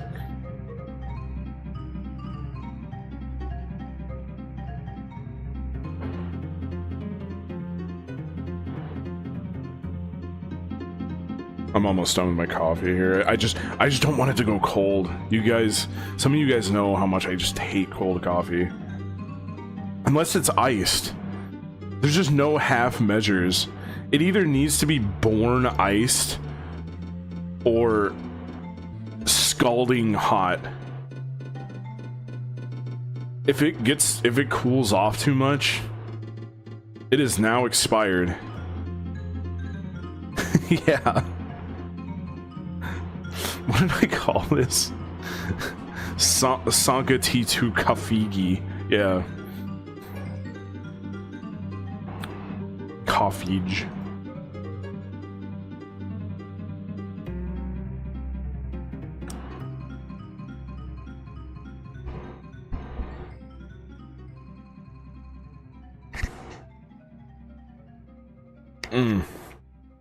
When I am financially able to do so, I think I do want to start getting cards again. And the reason why is because like I could just flip the things that I'm not keeping and just like sell them on eBay. Like the things are not selling for as much. Like one of the videos I was listening to came up with just like a perfect example how like the OG Charizard, like you guys know the one, like the base set shadowless Covfefe Charizard sells for like, you know, $15,000 raw, and how that type of I don't want to call it clout chasing because that's not what it is, but that type of collecting, hyper collecting, it spawned like this spirit of hyper collecting, and now it's like people are like, oh my god, like they're zooming the camera in and out, like, oh god, I got the shiny VMAX C-Suite Charizard, and it's worth like $100. Like they're not worth shit because so many people have them now. It's like, damn dude, like, yeah, I mean you made the money back on your booster box for sure if you find one of them, but yeah, I just find that to be funny that the hyper collecting just destroyed the value of like all the newer Charizards. But I think if you're just doing it to like mostly either like have fun or like resell stuff, I think that's fine. I think that's what I'm gonna do.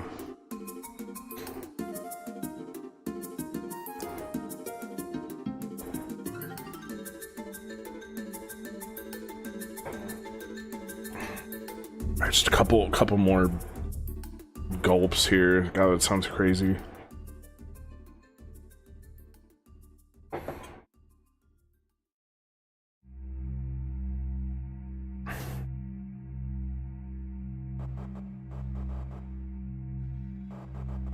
So yeah, we're gonna excuse me, we're gonna stick with Ace Attorney for a bit, and then sometime down the line I will finish Paper Mario because we're really close.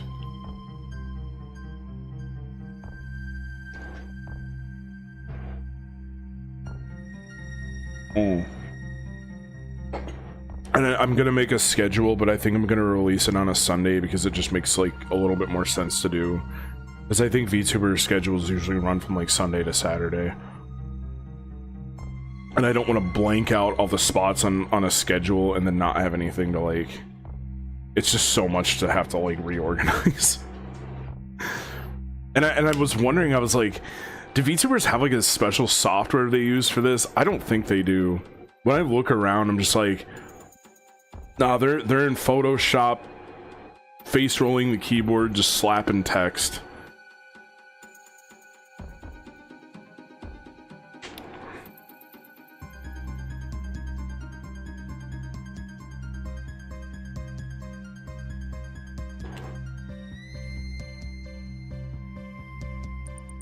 Oh man, freaking liquid IV is the fucking truth. Please, if you were hydrated, get some of this. Or, sorry, dehydrated. This will hydrate you. Flapping and yapping. Yeah.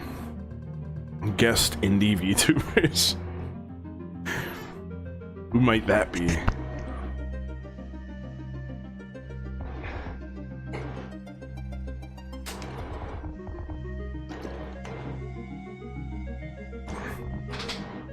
I work for Sanka Corp.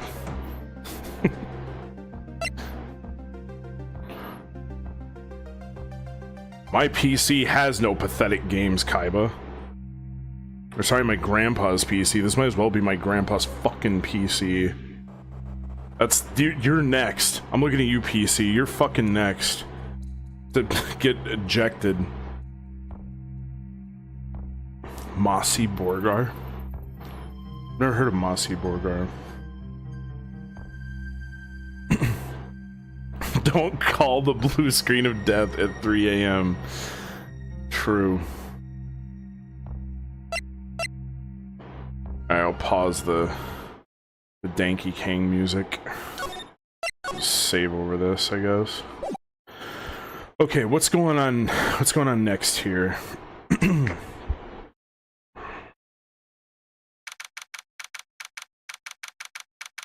February 25th, 9:47 a.m. District Court, Defendant Lobby number 2.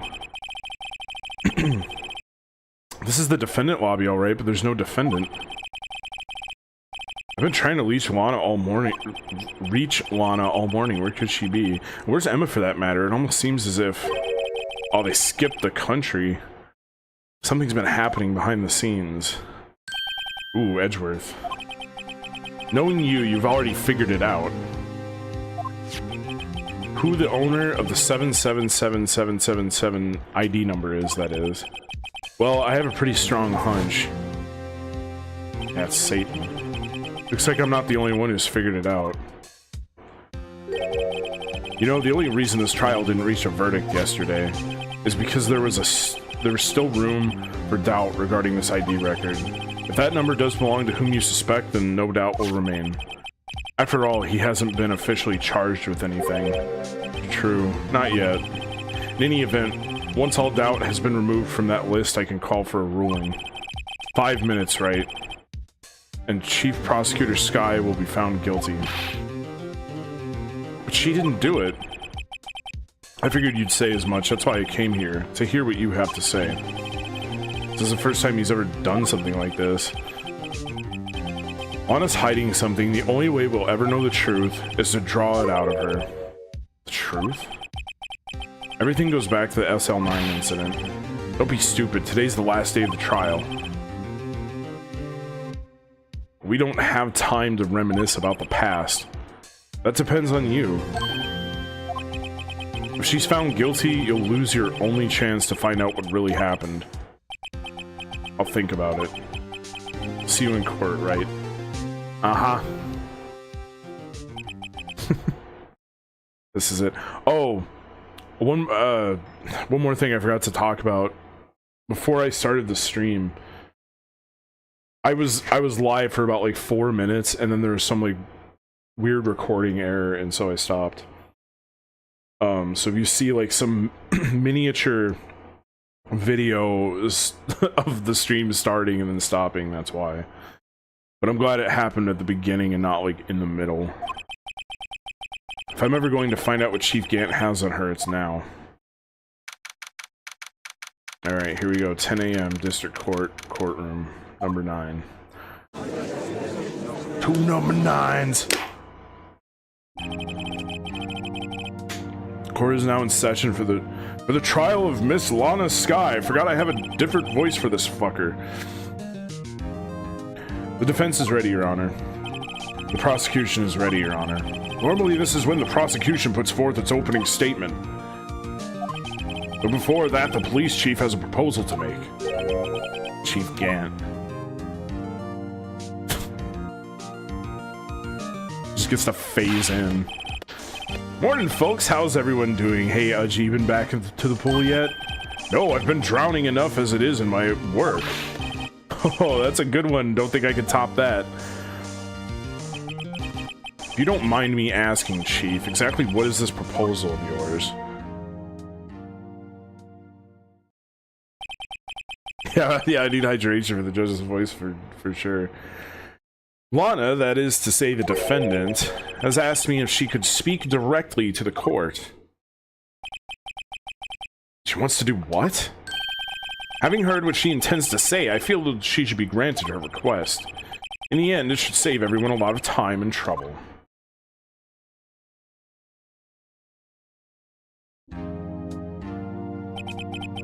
What's this all about, defendant?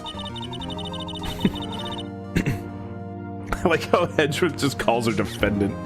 Not Lana, not Miss Skye, not Chief Prosecutor, just defendant. I'd like to make one simple request and I'll be finished. Well then, what's your request? Your Honor, I'd like you to put an immediate end to this trial. So professional. Huh? I confess to all charges against me. On February 21st of this year, I murdered Detective Bruce Goodman in the underground parking lot of the prosecutor's office. No, Lana. Your Honor, my client.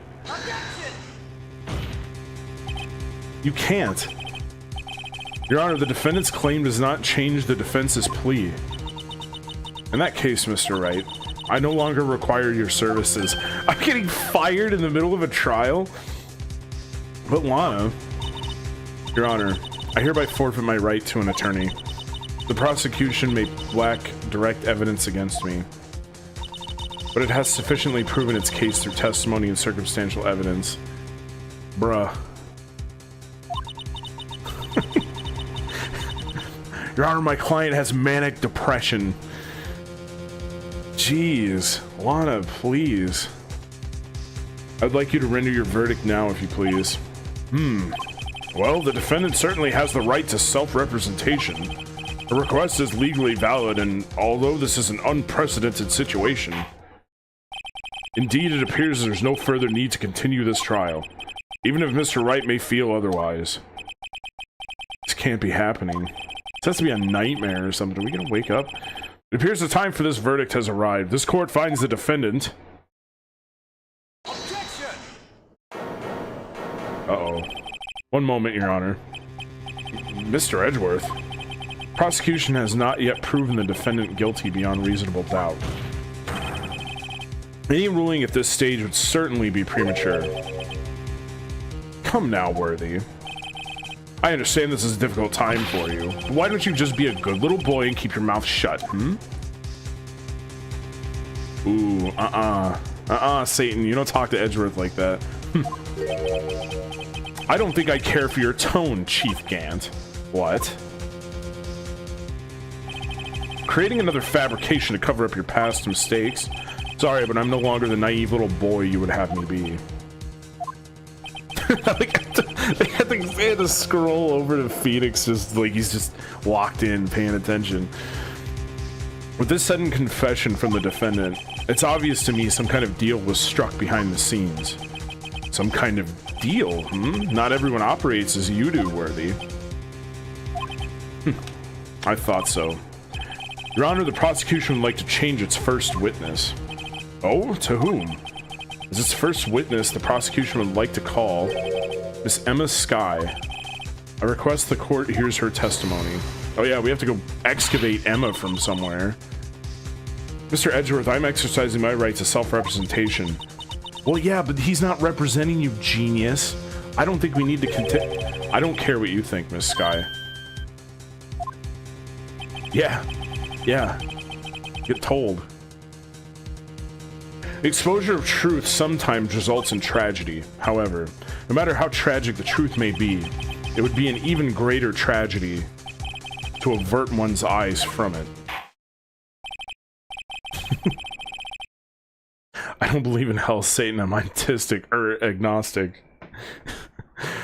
Very well. The court shall grant the prosecution's request. That's okay with you, right, Chief Gant? Are you asking for his approval? Who cares? Worthy, you'll live to regret this, mark my words.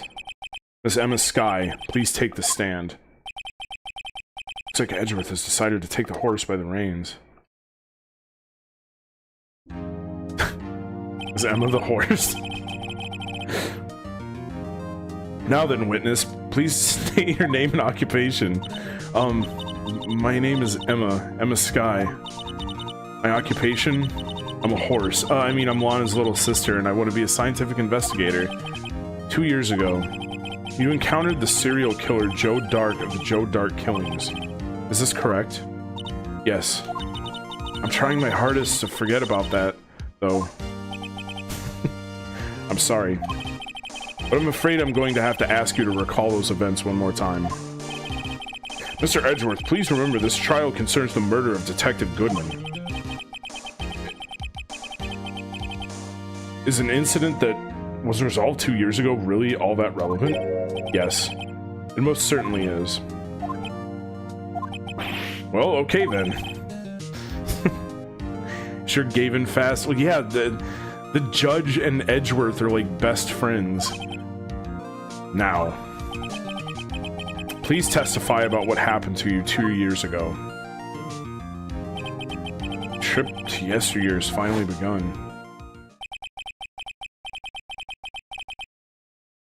Mother farmer speaks like Satan. Judge needs Edgeworth to act as his brains. Yeah. I'm the bronze of this operation. Okay. Here we go. I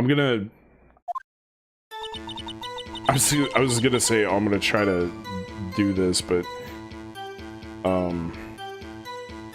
yeah, we'll just make an attempt here.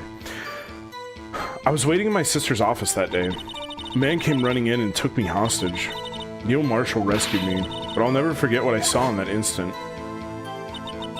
Hold it every time, basically. The man raised up his knife and stabbed Mr. Marshall in the chest. It's a good thing you weren't harmed. I passed out. I don't remember much. That's understandable. However, please tell me, Mr. Edgeworth, what does this testimony have to do with Detective Goodman's murder? That will soon become apparent, Your Honor. Gotta admire him for his courage, considering he has no evidence. As you have all the evidence. He's trusting you, Phoenix. Sorry, Sonic, I'm somewhat drunk and currently going down. Okay, yeah. Yeah, just stay hydrated. If you feel good enough to eat, definitely eat something. Yeah, I totally understand if you can't stay. Very well. The defense may begin its cross-examination. Just gonna spam RB. Or LB. I was waiting in my sister's office that day. Why?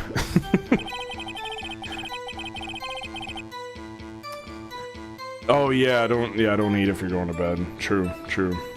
Good looking out, Rick. True.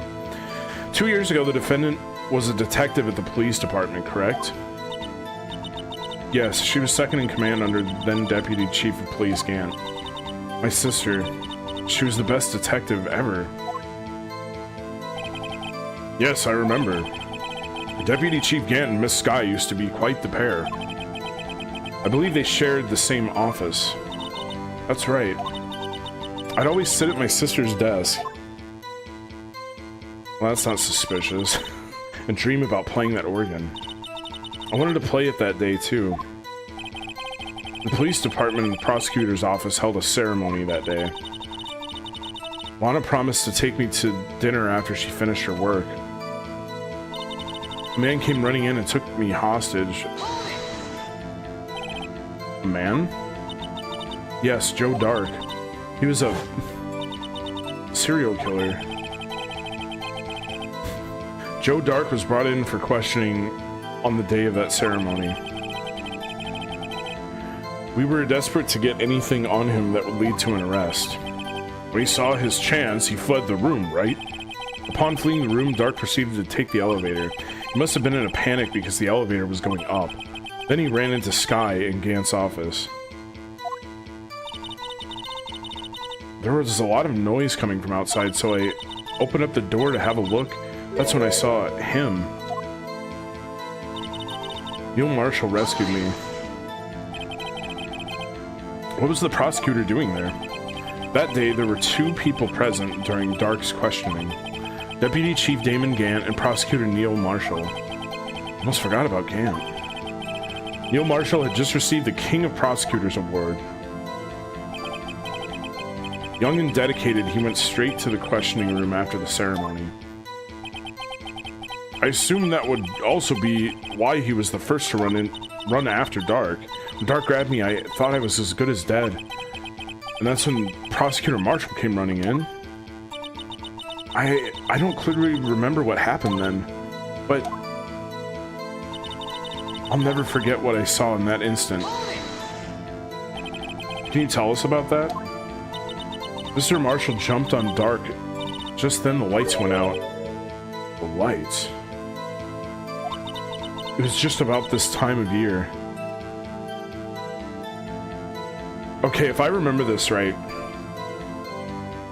and if Gant was in the room, all right, here's the brain cell.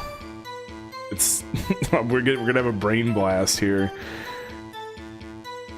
Gant stabbed Marshall in the dark using the weapon, like the serial killer's weapon, like he didn't have it on him.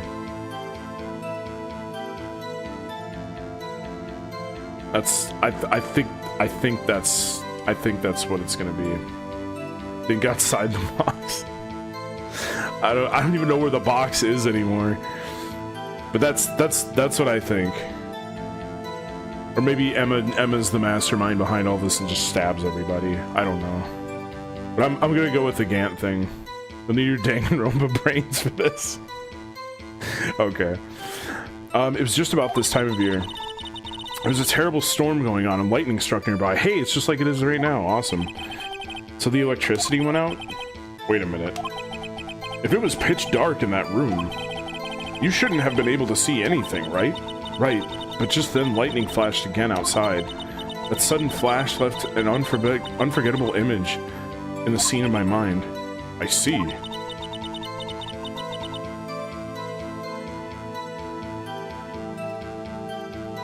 Oh, that armor's bothering me. That armor is really bothering me. I think Emma could fit inside that armor. I feel like it's gonna come up. Why would it be in the picture? Okay, we'll just keep going. We'll just keep going. I told the detective about what I saw then. The detective? Yes, Detective Goodman. He was in charge of the case. Detective Bruce Goodman, the victim. Yeah, I'm gonna stop. So you spoke with Detective Goodman about this 2 years ago? Yes. That's what's so scary about this trial. And you told Detective Goodman about what you saw. Yes, but at the time, the words just wouldn't come out. That's why I drew a picture. The picture! Picture, yes, I think she mentioned that before. Ah. Well, Mr. Wright, have you heard enough? No, I want to ask about the picture, and I want to present the picture if I can. This picture the witness drew, I believe it has a very important meaning. But the list of evidence I was given 2 years ago didn't contain a picture. Witness, would you mind if we added this statement to your testimony? Yes, Your Honor. I drew a picture of that scene once, but it seems to have been lost. Yo, should I just, like...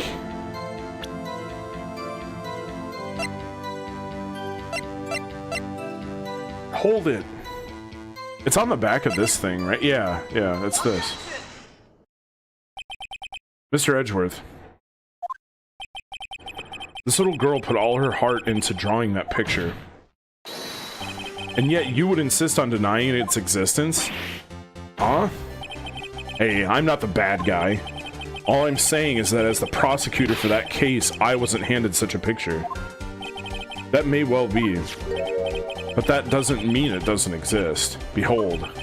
This is the evidence list for the SL9 incident. Please turn it over, Your Honor. Turn it over. Turn it... Ah! What's this? Yes. What is that? Hey, that's it. That's a picture I drew. Indeed. Two men appear to be wrestling here. What kind of wrestling matches do you go to, Judge? Are they out here stabbing people now in wrestling? What's the meaning of this? What are you doing with that list? Me? Only the prosecutor in charge should have access to that list. Huh? These lists, they're different from each other. What? It would appear, Mr. Edgeworth, that the evidence list you were handed 2 years ago was incomplete. Next level WWE. These two lists fit together to form one. You can see the marks here where they were torn apart from each other. So you see, Mr. Edgeworth, it's quite obvious what happened. 2 years ago, only half of the evidence in that case ever reached you. What? What?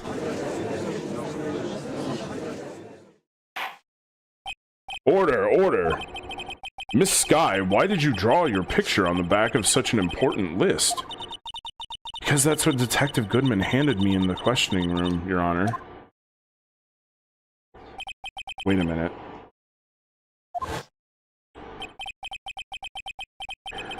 If this list was torn in half, that means...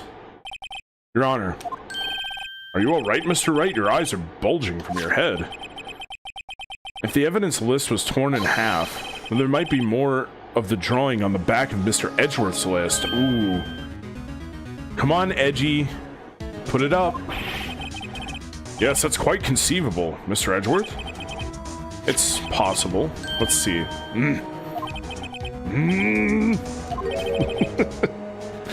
Dude, he's mad. What are you so mad about, Edgeworth? He just had his desk packed up. He was ready to quit. Oh my god. No, you don't get to quit yet, Edgeworth. Sorry. Is something wrong? Do you even have to ask? That's Edgeworth's something is wrong phase. Sorry, Your Honor. There is indeed something drawn on the back of my list. It's that thing. Oh! Yeah. Complete with music. It's the Blue Badger. That's that thing. That thing that was dancing in the evidence room.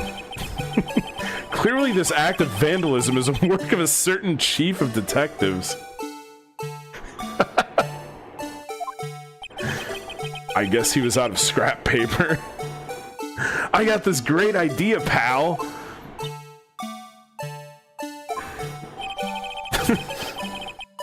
Emma's just like waiting. Very well, witness. Would you please testify about this picture you drew 2 years ago? Huh? Oh, yes, sir, Your Honor. What's wrong with Emma? She seemed to be thinking about something when she was looking at the picture.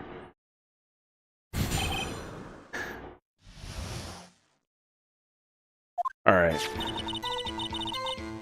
This is the picture I drew 2 years ago. Are you sure it wasn't the blue badger? She's like, that asshole gumshoe stole my idea. The flash of lightning was so bright, all I could see were shadows. After that, I must have fainted. The picture shows exactly what I saw in that instant. To think a flash of lightning could burn such an image in your mind. Thanks to that, though, she was able to show us exactly what she saw. Well, I don't see any contradictions here. This clearly shows Joe Dark about to murder Prosecutor Neil Marshall. Uh-huh. Yeah, we replaced Joe Dark with Satan. The defense may now begin its cross-examination. Good. Alright, Emma. This is the picture I drew 2 years ago. Did you draw this picture right after the incident? I think I drew it 2 or 3 days later. At first, I was in such a state of shock that I couldn't do anything. During that time, the investigation team was reorganized. Detective Goodman was placed in charge, under the direction of Damon Gant and Lana Skye. 2 or 3 days later, memory should have still been fresh in her mind. Excuse me, witness.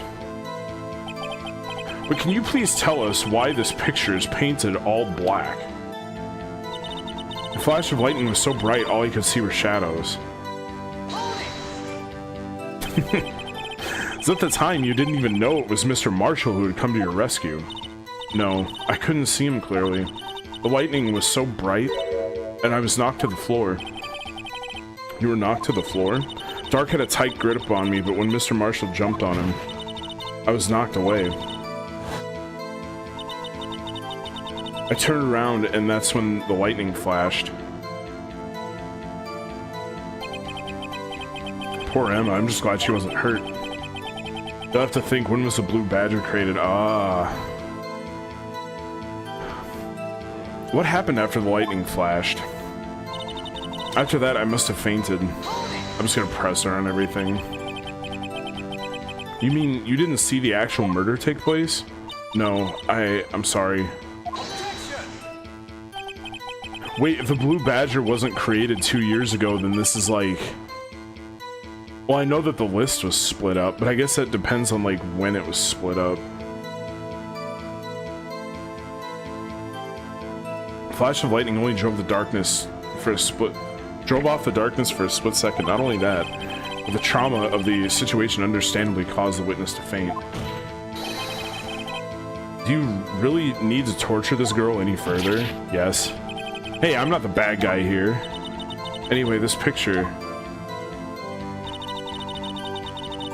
shows exactly what I saw in this instant. Logo appears 2 years before Phoenix was even an attorney.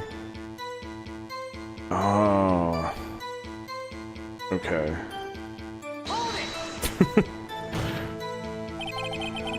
Sorry for asking so many times. Are you sure you drew exactly what you saw? Of course, this is the exact scene. Wasn't influenced in any way from your talks with the detectives?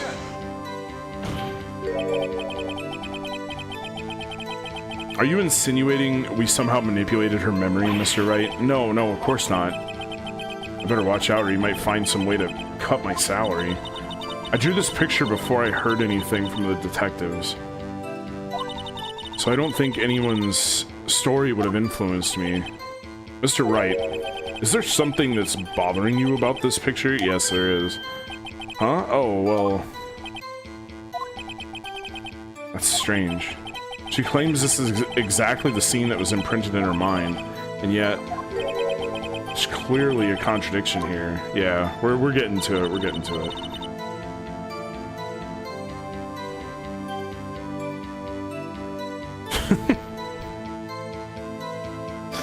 Phoenix with his cold killer X.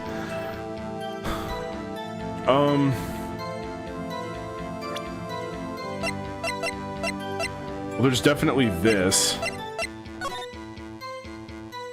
Whoops. The flash of lightning was so bright. After that, I must have fainted. This picture shows exactly what I saw in that instant. So, if I hit right button and present this. Oh, shit. Your Honor. No, shut up!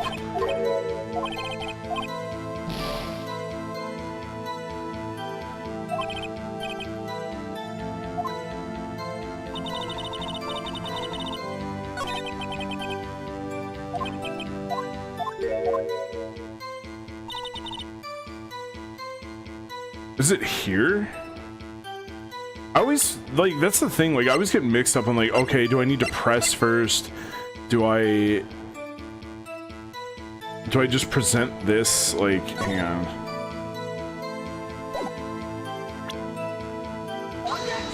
No, you fucker.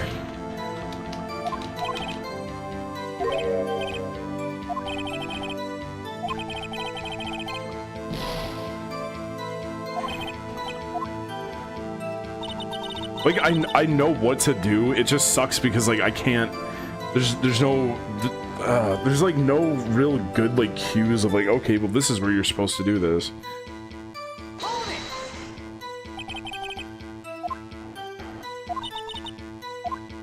Can I press her here?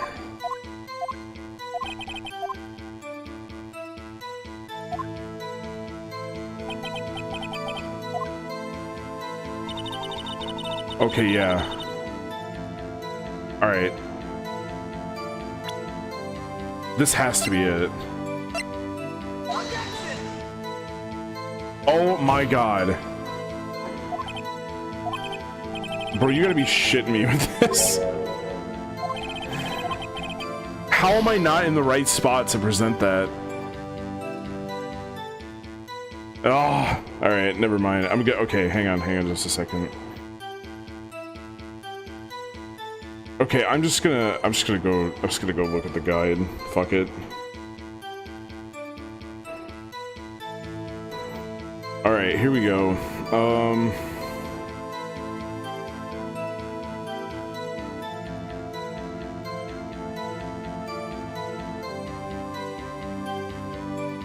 Okay, we got that.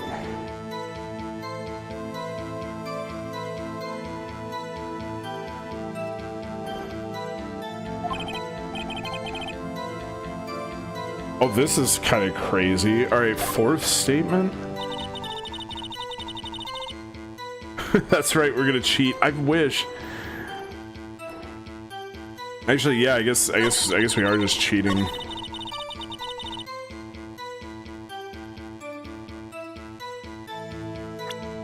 Okay, it's the autopsy. Stabbed in the back, died from a punctured heart and lung. A knife tip was the wound.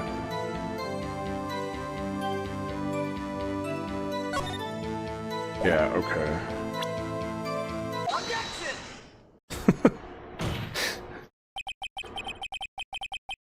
I just pulled what you might call a pro cheater move.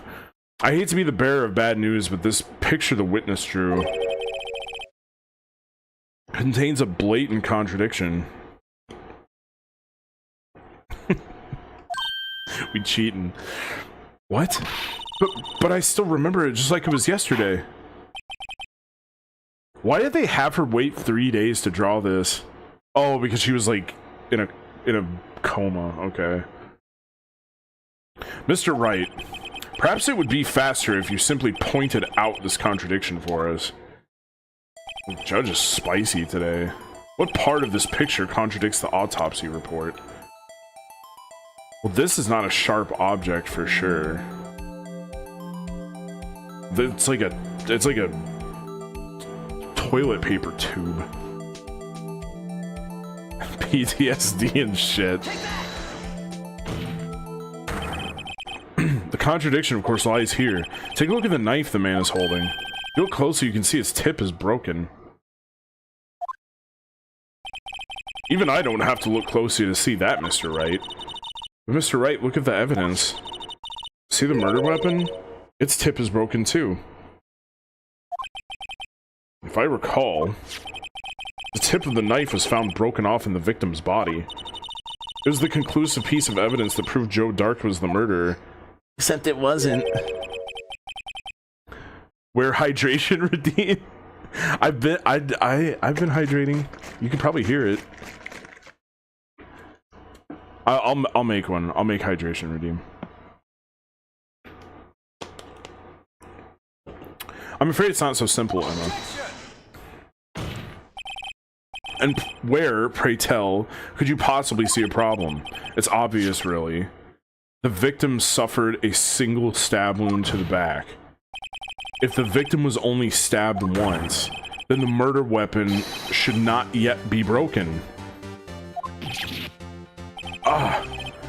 What's the meaning of this? Perhaps the knife was broken beforehand. Then it wouldn't have gone in. I'm sorry, but I'm afraid that's not possible. The tip of the knife was found inside the victim's body. If it was broken beforehand, it couldn't possibly wind up there. That's right, but what does this mean? The tip of the knife was undeniably discovered within the victim's body. The only possible explanation is that the witness's memory is mistaken. That's why I asked her so many times if she was sure she remembered correctly. I believe you were annoyed at the time, but she was sure she remembered correctly. But there's no other way to explain this inconsistency. Not so fast, Mr. Edgeworth. There is another explanation. Have you forgotten already? About a little something called falsified evidence that you are so familiar with and use in your day-to-day practice? Mush. Yo. She pinky promised me that she was right. She said we ride or die together. And she out here playing. You're treading on thin ice, right? All I'm saying is that this broken knife tip might be the piece of evidence that was forged. You can't deny the possibility. No. Dude's taking actual damage. Order, order, order. Are you saying the investigation was really corrupted? Your Honor, please allow me to once again go over the events that took place the day of the murder. The police department and the prosecutor's office were holding a ceremony that day. After receiving the King of Prosecutors award at the ceremony, Neil Marshall questioned Joe Dark along with Damon Gant. During his questioning, Joe Dark fled the room. Prosecutor Marshall chased after him and was killed by Dark. It is my belief that somewhere in this story, there's a lie. I'm not lying. The man really was holding up a broken knife. Oh, or was he? Yeah, exactly. Edgeworth, what do you got to say about this, dude?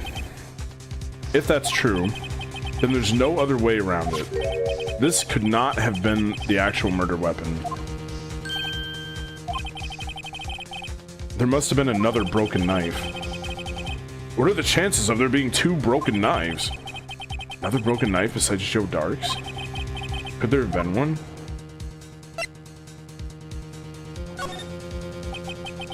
If the witness is this adamant about the accuracy of what she saw, it can't just be explained away by a simple observational error.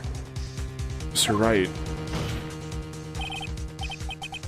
In that instant, Emma really did see a broken knife.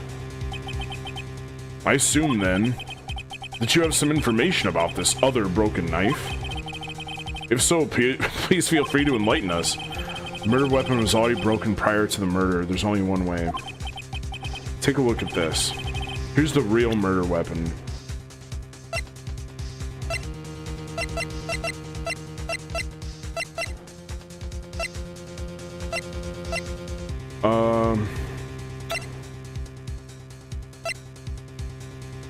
Man, it takes a long time to...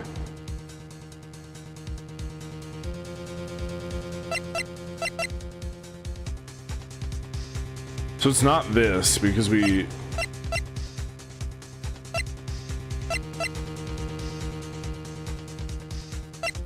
Wait, what was this for? Evidence from a past case of Edgeworth's brought back to his office by Gant's request. Autopsy report? Okay, let me look at that. Let me look at that. Neil's autopsy report. Oh, yeah, no, it'll let me look. It'll let me look. Okay. Neil Marshall, single stab wound, piercing heart/lung, died from blood loss in under 10 minutes. Weapon found in wound was missing tip. Okay.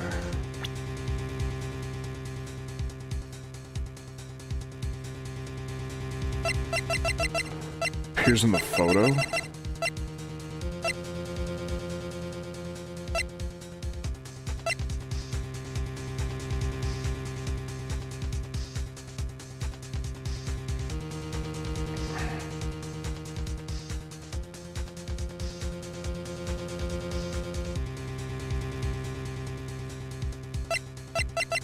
Wait a minute. Oh, yeah. So it was... Appears in the photo, so it was that thing.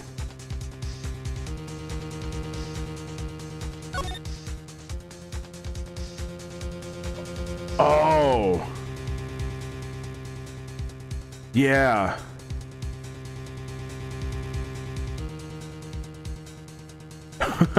Okay, hang on. Is it this? Let me present this. The answer lies in the past, 2 years in the past. Right here inside this picture. This is a picture of the awards ceremony. What is it, Mr. Edgeworth? It's the broken murder weapon. Notice the award Prosecutor Marshall is holding. That's a broken knife. As we earlier concluded, the knife in the drawing was not Joe Dark's knife. That being the case, the knife the witness saw was in all likelihood from this award. Yeah, no problem. Order. Neil Marshall was awarded King of Prosecutors that day. As an award, he was given this broken shield and knife. When he chased after Joe Dark, he pulled out this knife. Being a prosecutor, he did not carry a pistol. This broken knife was the only weapon he had in this dangerous situation. But that can't be. Oh, and why not, Mr. Edgeworth? Because if the King of Prosecutors award knife was the murder weapon, then the murderer and the victim would be reversed. What do you mean? I mean, this man raising a knife would have been Prosecutor Neil Marshall. Oh.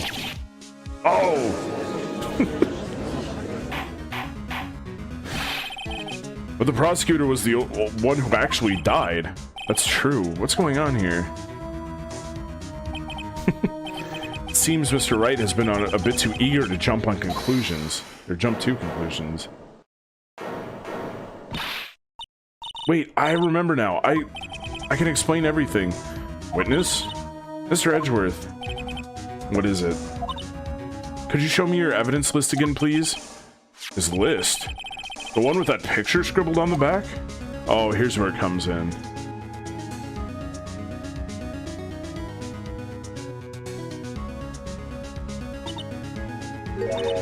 I knew it. Guys, the blue badger is the killer. This picture, I'm the one who drew it. What? You drew that? That's right. The list wasn't torn in half.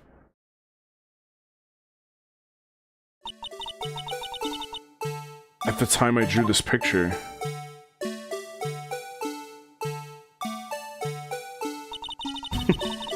All this time I've been trying so hard to forget. I must have locked this part away deep inside me.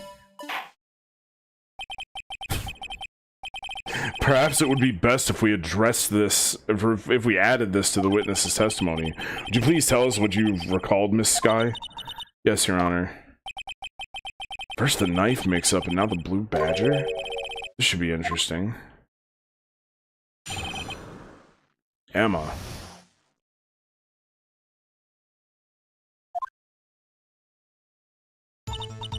When I saw that man raise his knife, I panicked and rushed toward the both of them. I think I knocked away the man with the knife. Just then there was another flash of lightning, and that's when I saw the blue badger. He wasn't in the room, but I'm sure I saw his shadow. I guess your computer can only handle 128 quacks. Yeah, I think it... I've been noticing a little bit of lag here and there. This is certainly most unusual. Try impossible. I'm gonna try closing. I'm gonna close the opera and see if that helps. It's cute to see Emma Pog though. Yep. No, like Emma's cute. I hate that she's like Edgeworth's cheerleader. But I do like Emma enough. Still want my OG back, but I'll take what I can get. Chief of Detectives hadn't even designed him until this year. I think we got a little bit of a typo there. That's probably how Gumshoe would have said it verbatim. That would mean he didn't exist until 2 years ago. Yes, well, the defense may now... Stop, please, don't pursue this any further. Lana, what's the meaning of this? Please remain seated in the defendant's chair. But you can't do this, I've already confessed to the crime. Why can't you just leave it at that? Chief Prosecutor Sky. We've already come this far. It's too late to turn back. Silence! Defense will now begin its cross-examination. Bailiff, please detain the defendant. Wow! Unruly. It seems we're finally getting to the core of this matter, and then Lana Sky has to be a Pokemon like we don't have enough badges. Jeez. Alright, Emma. When I saw that man raise his knife, I panicked and rushed toward the both of them. I think I knocked away the man with the knife. Just then there was another flash of lightning, and that's when I saw the blue badger.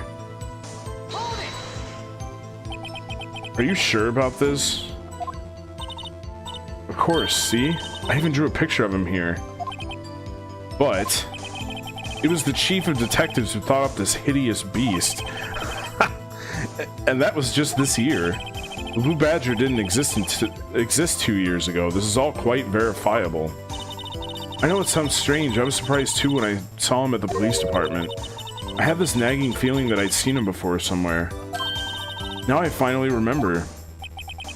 Oh brother, just when you thought the thing had caused enough commotion. Tell us, where in the room did you see him dancing? He wasn't in the room, but I'm sure I saw his shadow.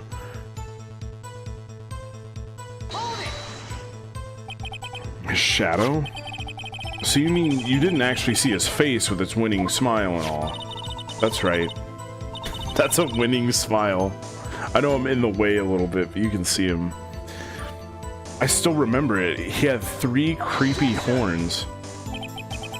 This is pointless. That thing couldn't have possibly existed 2 years ago. The witness must be mistaken. That may well be. But what's important is what caused her to think she saw what she did. Oh, and I suppose you have an explanation? If so, then by all means, please tell us what the shadow really was. What was it Emma saw when the lightning flashed? Who is this blue badger, really? I think we know. Blue badger hadn't even been dreamt up when Emma drew this picture, but she's certain she saw its shadow. Ladies and gentlemen, it is the defense's belief that on this fateful day 2 years ago, there indeed was something that looked similar to the blue badger. Something that is now sitting in this very room. Mr. Wright. In this room? Very well, Mr. Wright. What is it that the witness saw in that instant? Please show us this mysterious blue badger look-alike.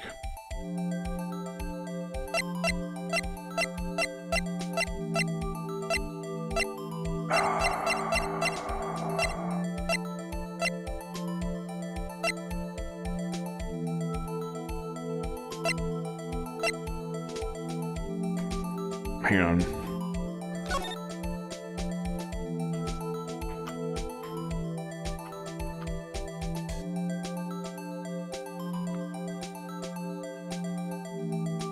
Is like the handle missing? I don't know, it's like if we do this to it, like these handles kind of look like him.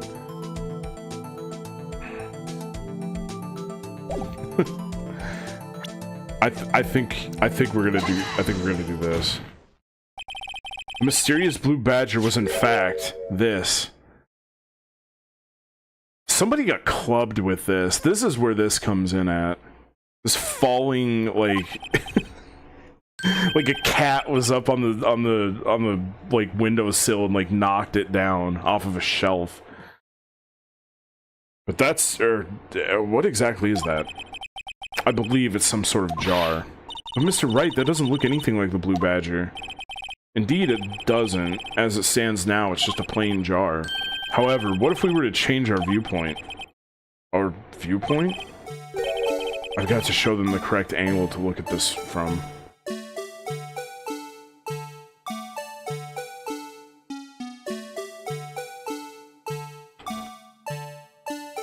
Yeah, it's gotta be this. Or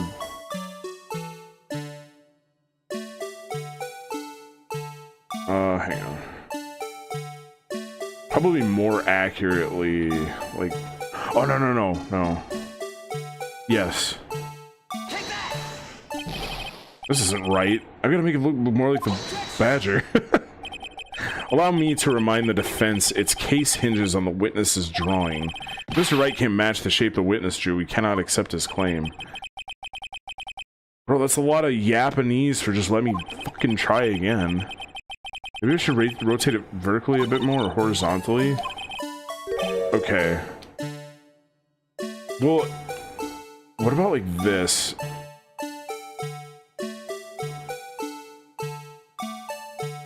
Hang on.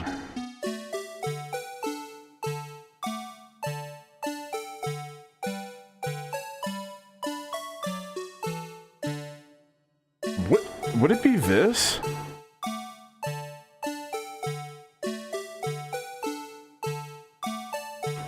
It has to be like this because if it's like falling downward.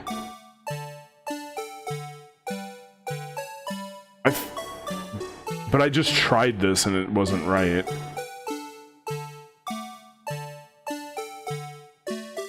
Flip it 180? Okay, hang on. Like that.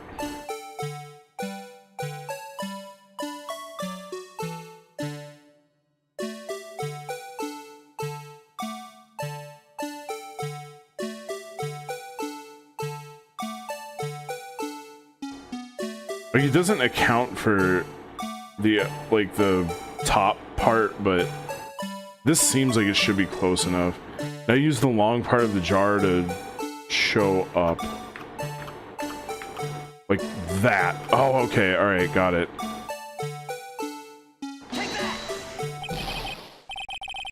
Oh, fuck. Okay, alright, no, I got it now. I got it. Shut up, Edward. Alright, so blood side down. Right, okay. And then, hang on, like this.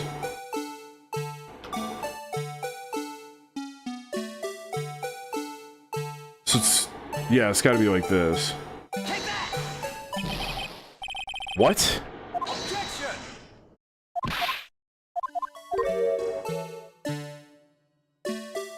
Handles up?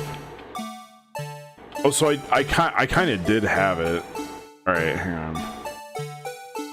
So handles up, and then I just go like this.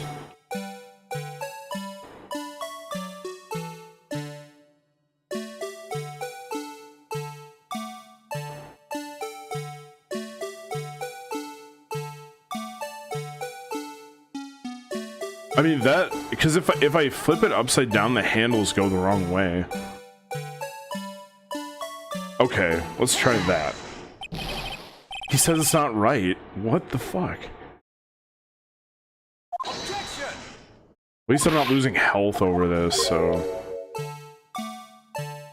Alright. What if it's like this? Oh, you said flip it horizontally? Okay, hang on. So...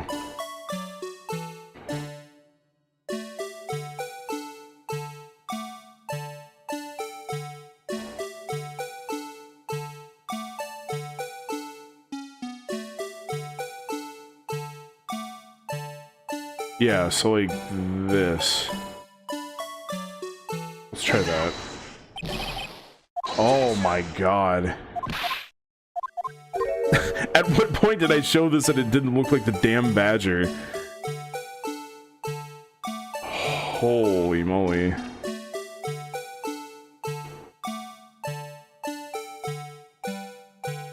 Bruh. Alright. Like, it's between trying to match the silhouette and match, like, how... If this doesn't work... Fuck! Okay. Hang on. I'm just gonna look at the guide because this is silly. This is really silly. Okay. I don't know how I had this wrong, but like, you know, whatever. What? How is this guide wrong?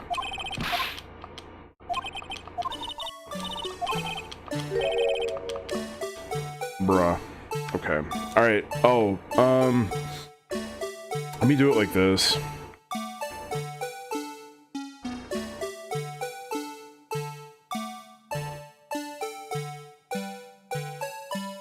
The blood is on the top. And then...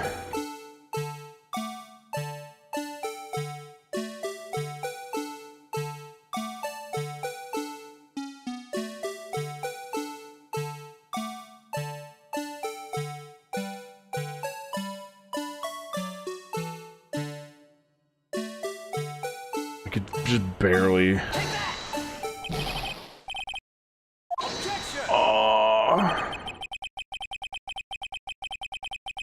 This must be from the DS. I think that's the problem.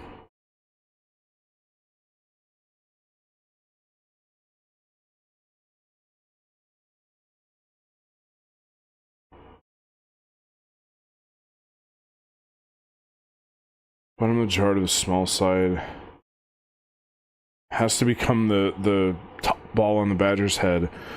2 handles go on either side. The top hole on the bigger end should be pointing towards you and downward. I just did that.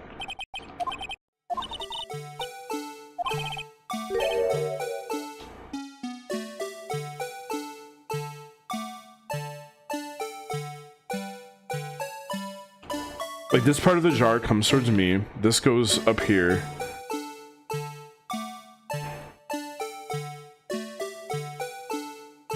It's gotta be like this. Lower? Like that? I feel like that might be too high. But do you think that's good? 'Cause if I do this, then it really looks like it.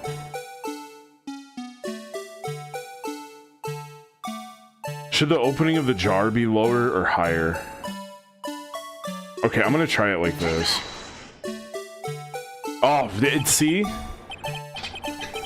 Well, is this a miracle or what? Yeah, it's a Christmas miracle, dude. I only did this like 50 times. What a picky game.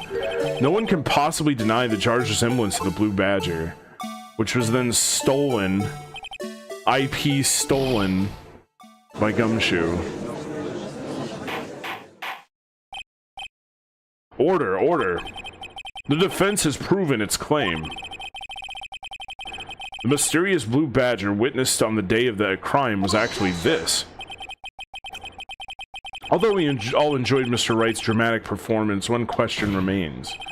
What's your point? What do you mean? So that badger thing was actually just a jar. That doesn't change anything. I'm afraid that's where you're wrong, Mr. Edgeworth. You see, this changes everything. Indeed, very well then, please tell us. Damn, I need some more hydration.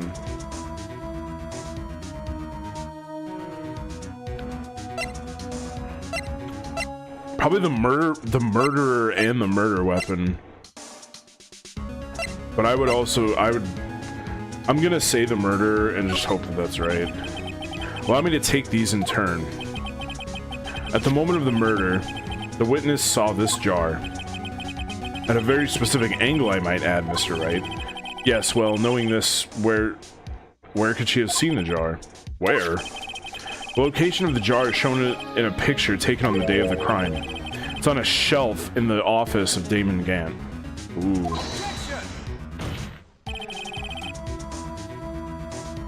But the body was found lying near Lana Sky's desk.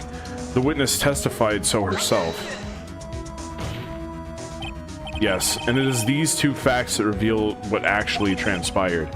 You see, the struggle between Dark and Marshall did not take place in Lana Sky's office. It happened on the other side of the room in Chief Gant's office. Oh, hey, Kenyas. Are you implying the murderer moved the victim's body from Damon Gant's office to Lana Sky's office? Yes.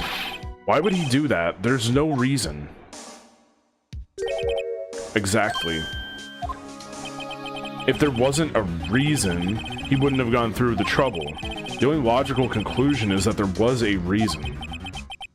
Do you know what reason that was, Mr. Wright? I finally figured it out. So this is why Lana tried to stop the trial. It's too late to quit now, though. Please recall the witness's testimony. She said she knocked away the man who was holding up the knife. In the next instant, the jar was hit and flew through the air. Now tell me, what could have sent the jar flying?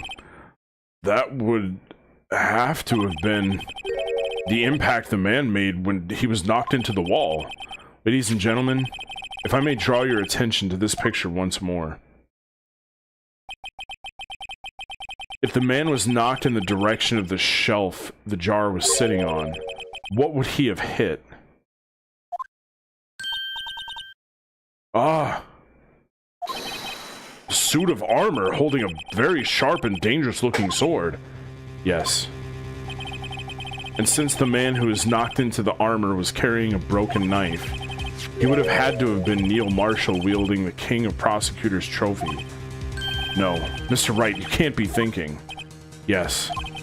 There is another possibility of what actually transpired in that room. Another possibility? Of course, the perpetrator would have had no idea, but nevertheless. I don't know if I can go through with this. Mr. Wright, what's the matter? If events took place as the defense theorizes, then the outcome is obvious. In that moment, assuming the man Emma Skye knocked away was actually Prosecutor Neil Marshall. Yo! What did I say earlier, guys? Emma Mastermind going around stabbing everybody. Bruh.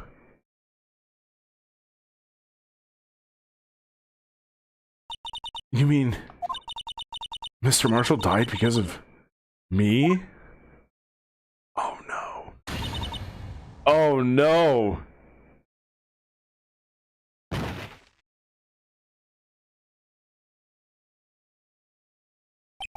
Oh, what did I say earlier? I was joking. I was joking. No. I never imagined her testimony would lead to this. So it was the witness who took the victim's life, and then proved so with her own testimony. This is unprecedented.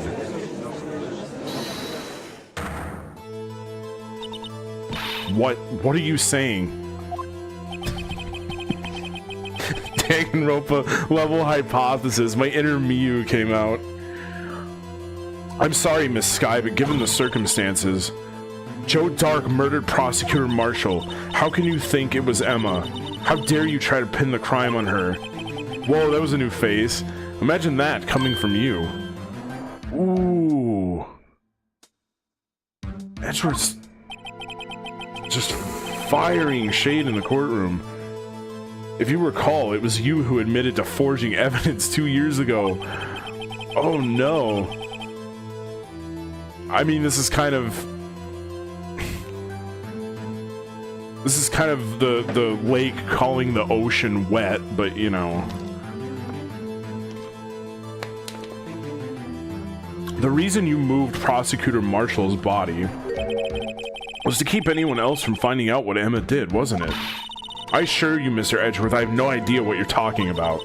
If you hope to have anyone believe your insane allegations, wouldn't this just be ruled as a fucking accident? There was a previous case that we were part of where the death was like kind of an accident, but not really. Like the intent for harm was still there. But this seems like nothing would, accidental or not, a kill is a kill. Oh no. Emma's KD doesn't lie. Which means someone gets it. These are the most goofy rules ever. Fabricated evidence, accidental deaths that are ruled as being just like first-degree murders. This is crazy.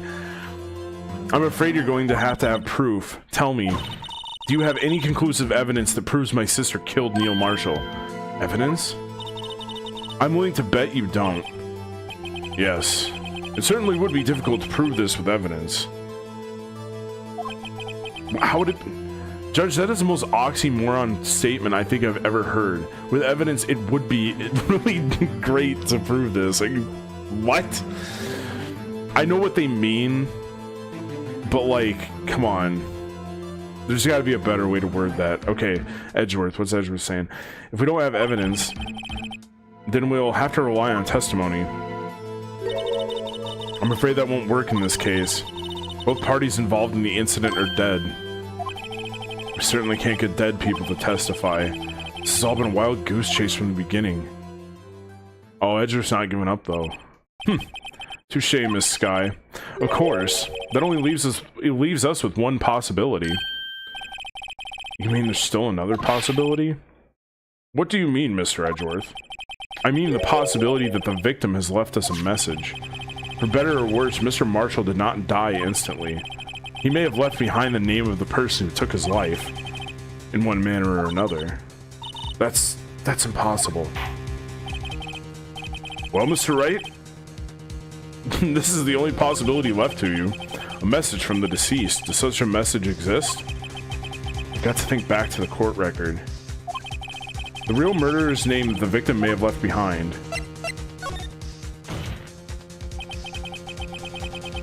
Found something interesting in Satan's office? Yeah. This message from the deceased is already in our possession. Mr. Wright, will you stop at nothing to prove my sister a murderer? Do not be mistaken, Miss Sky. Our purpose is not to accuse Emma of any crime. There's only one thing we seek, the truth. Oh my god. Yeah, and cue the American flag and the eagles and the fireworks behind Edgeworth. No matter how painful it may be.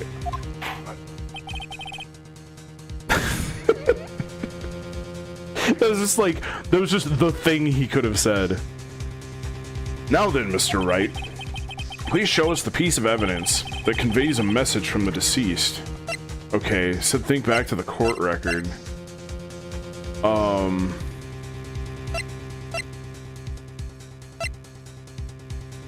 Evidence for something, but it bears Emma Sky's prints. Yeah, no matter how much democracy must come to certain countries, exactly. Files for the Joe Dart killing solved 2 years ago. That's the evidence room. This doesn't have a message on it. I don't think. Rubber glove, evidence, lost item report, screwdriver.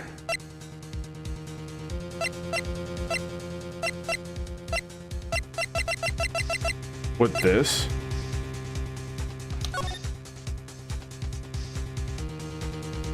That does look kind of weird. That does look kind of weird. Hang on, let me zoom in on this and see.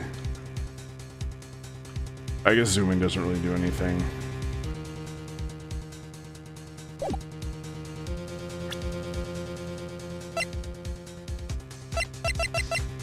So it's either this. Still don't know what that is. I mean, I know what it is, but I don't know like what it's for. Should I try this? If I lose... This is the message left by the deceased. No way. No way. This is that blue badger from before, right? Oh, is he just going to speak the killer's name? If that thing could, I'm sure it would. Looks like everyone's forgotten that this is just a jar. Mass psychosis. Oh my, Meatloaf is here. Hey, Meatloaf. Hey. Hi. A message was left here on the surface of this jar. What do you mean? If you look closely, you can see a faint trail of blood on this jar. It looks like someone wiped the blood away. Yes, but notice. For some reason, the blood on some of the fragments was not wiped away. Yes, there's a line here drawn in blood. So what you're saying is these dots were once lines. Ooh. Uh-oh. Prosecutor Marshall did not die instantly. We have the luminol. We have the luminol. Oh, here it comes. He used the few precious moments left to him to leave behind a message. One that someone apparently wiped away. The blood must have seeped into the jar where the lines changed directions. Precisely so. All we need to do is connect these points, and the victim's message will become apparent. No. Yeah. Yes. Yes. Mr. Wright, what kind of message did the victim leave for us? Your Honor, I believe these bloodstains will reveal to us the answer. We've got to connect these dots. How do we do that? There's only one thing the victim would have written under, given the circumstances. His murderer's name.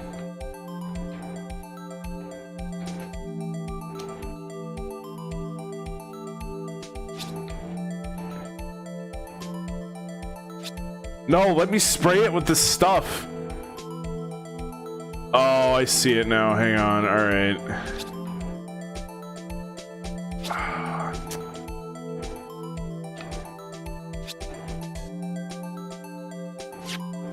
Oh, this, you have to do it all in one thing. Okay, all right. Well, I'll do the ones that we know. Emma.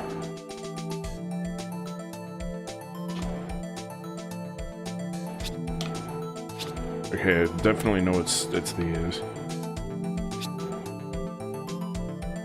Oh, okay, I fucked the M up. Hang on. Okay, this is the M. Just gonna do these because they're the hardest. Right. I want to be dramatic with it.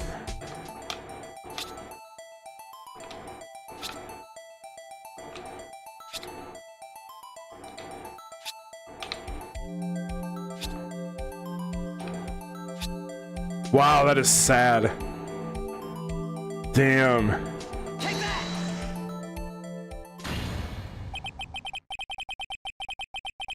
It's a defense attorney's duty to prove their client's innocent. That's why all I've been thinking about is saving Lana. After all my efforts, I never thought it would turn out like this. Oh my god, that is awful. Emma.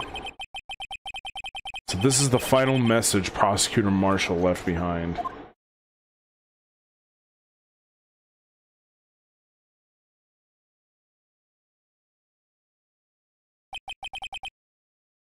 Watch Emma just snap and become the ultimate despair. Of all people, she may not have meant it, but in the end, the one who took the victim's life was Emma Skye. Bruh.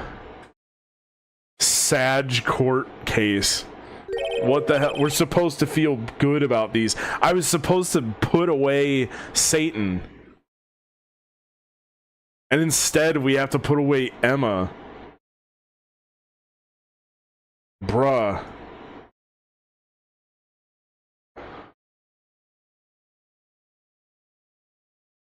Seaworthy, can't say I didn't warn you.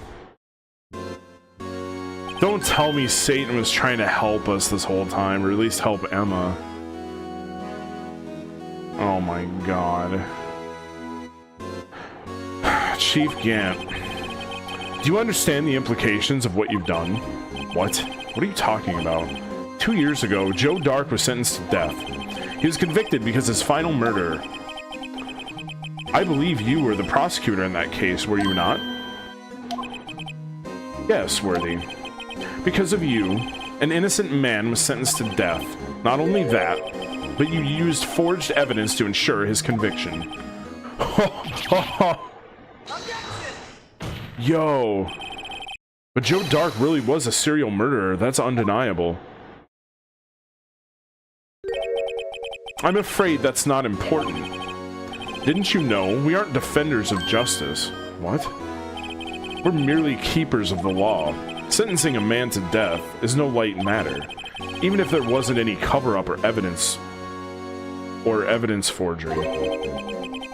Ultimately, the responsibility falls on the prosecutor in charge. Despite what anyone may say, this fact cannot be denied. What's going on at the prosecutor's office? Got like fucking mercury in their coffee or something. What's going on? How can he just stand there like it wasn't his fault? Order, order, order!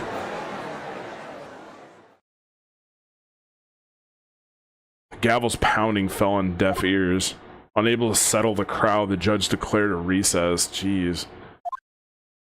Joe Dark could have been a president. Where this trial is headed, no one knows. Yeah, Joe Dark clearly was in like going to school to be a brain surgeon, coming into the prosecutor's office wielding a knife. All right. Look at this dude. Okay, guys. Well, it is 1:42 a.m. It's ran a little bit longer than I was thinking, but I also started a little later than I wanted to. Hang on just a second. I'm gonna find some music. All right. Anyway, thanks for joining me for the stream tonight.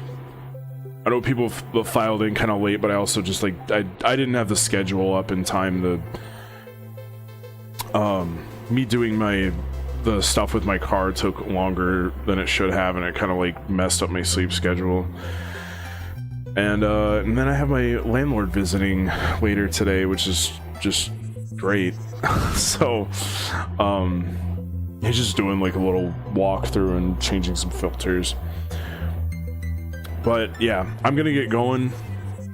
But it was fun talking with you guys about like the CT scan thing for the cards, and just messing around with some Ace Attorney It was fun to come back to this. We'll keep going with it until it's done. We have to be close. We have to be close. I refuse to believe that we're not close to being finished with this. But yeah, I'm gonna see if the credits work. I really hope they do. But yeah, until then, thanks for watching, and I'll see you guys next time.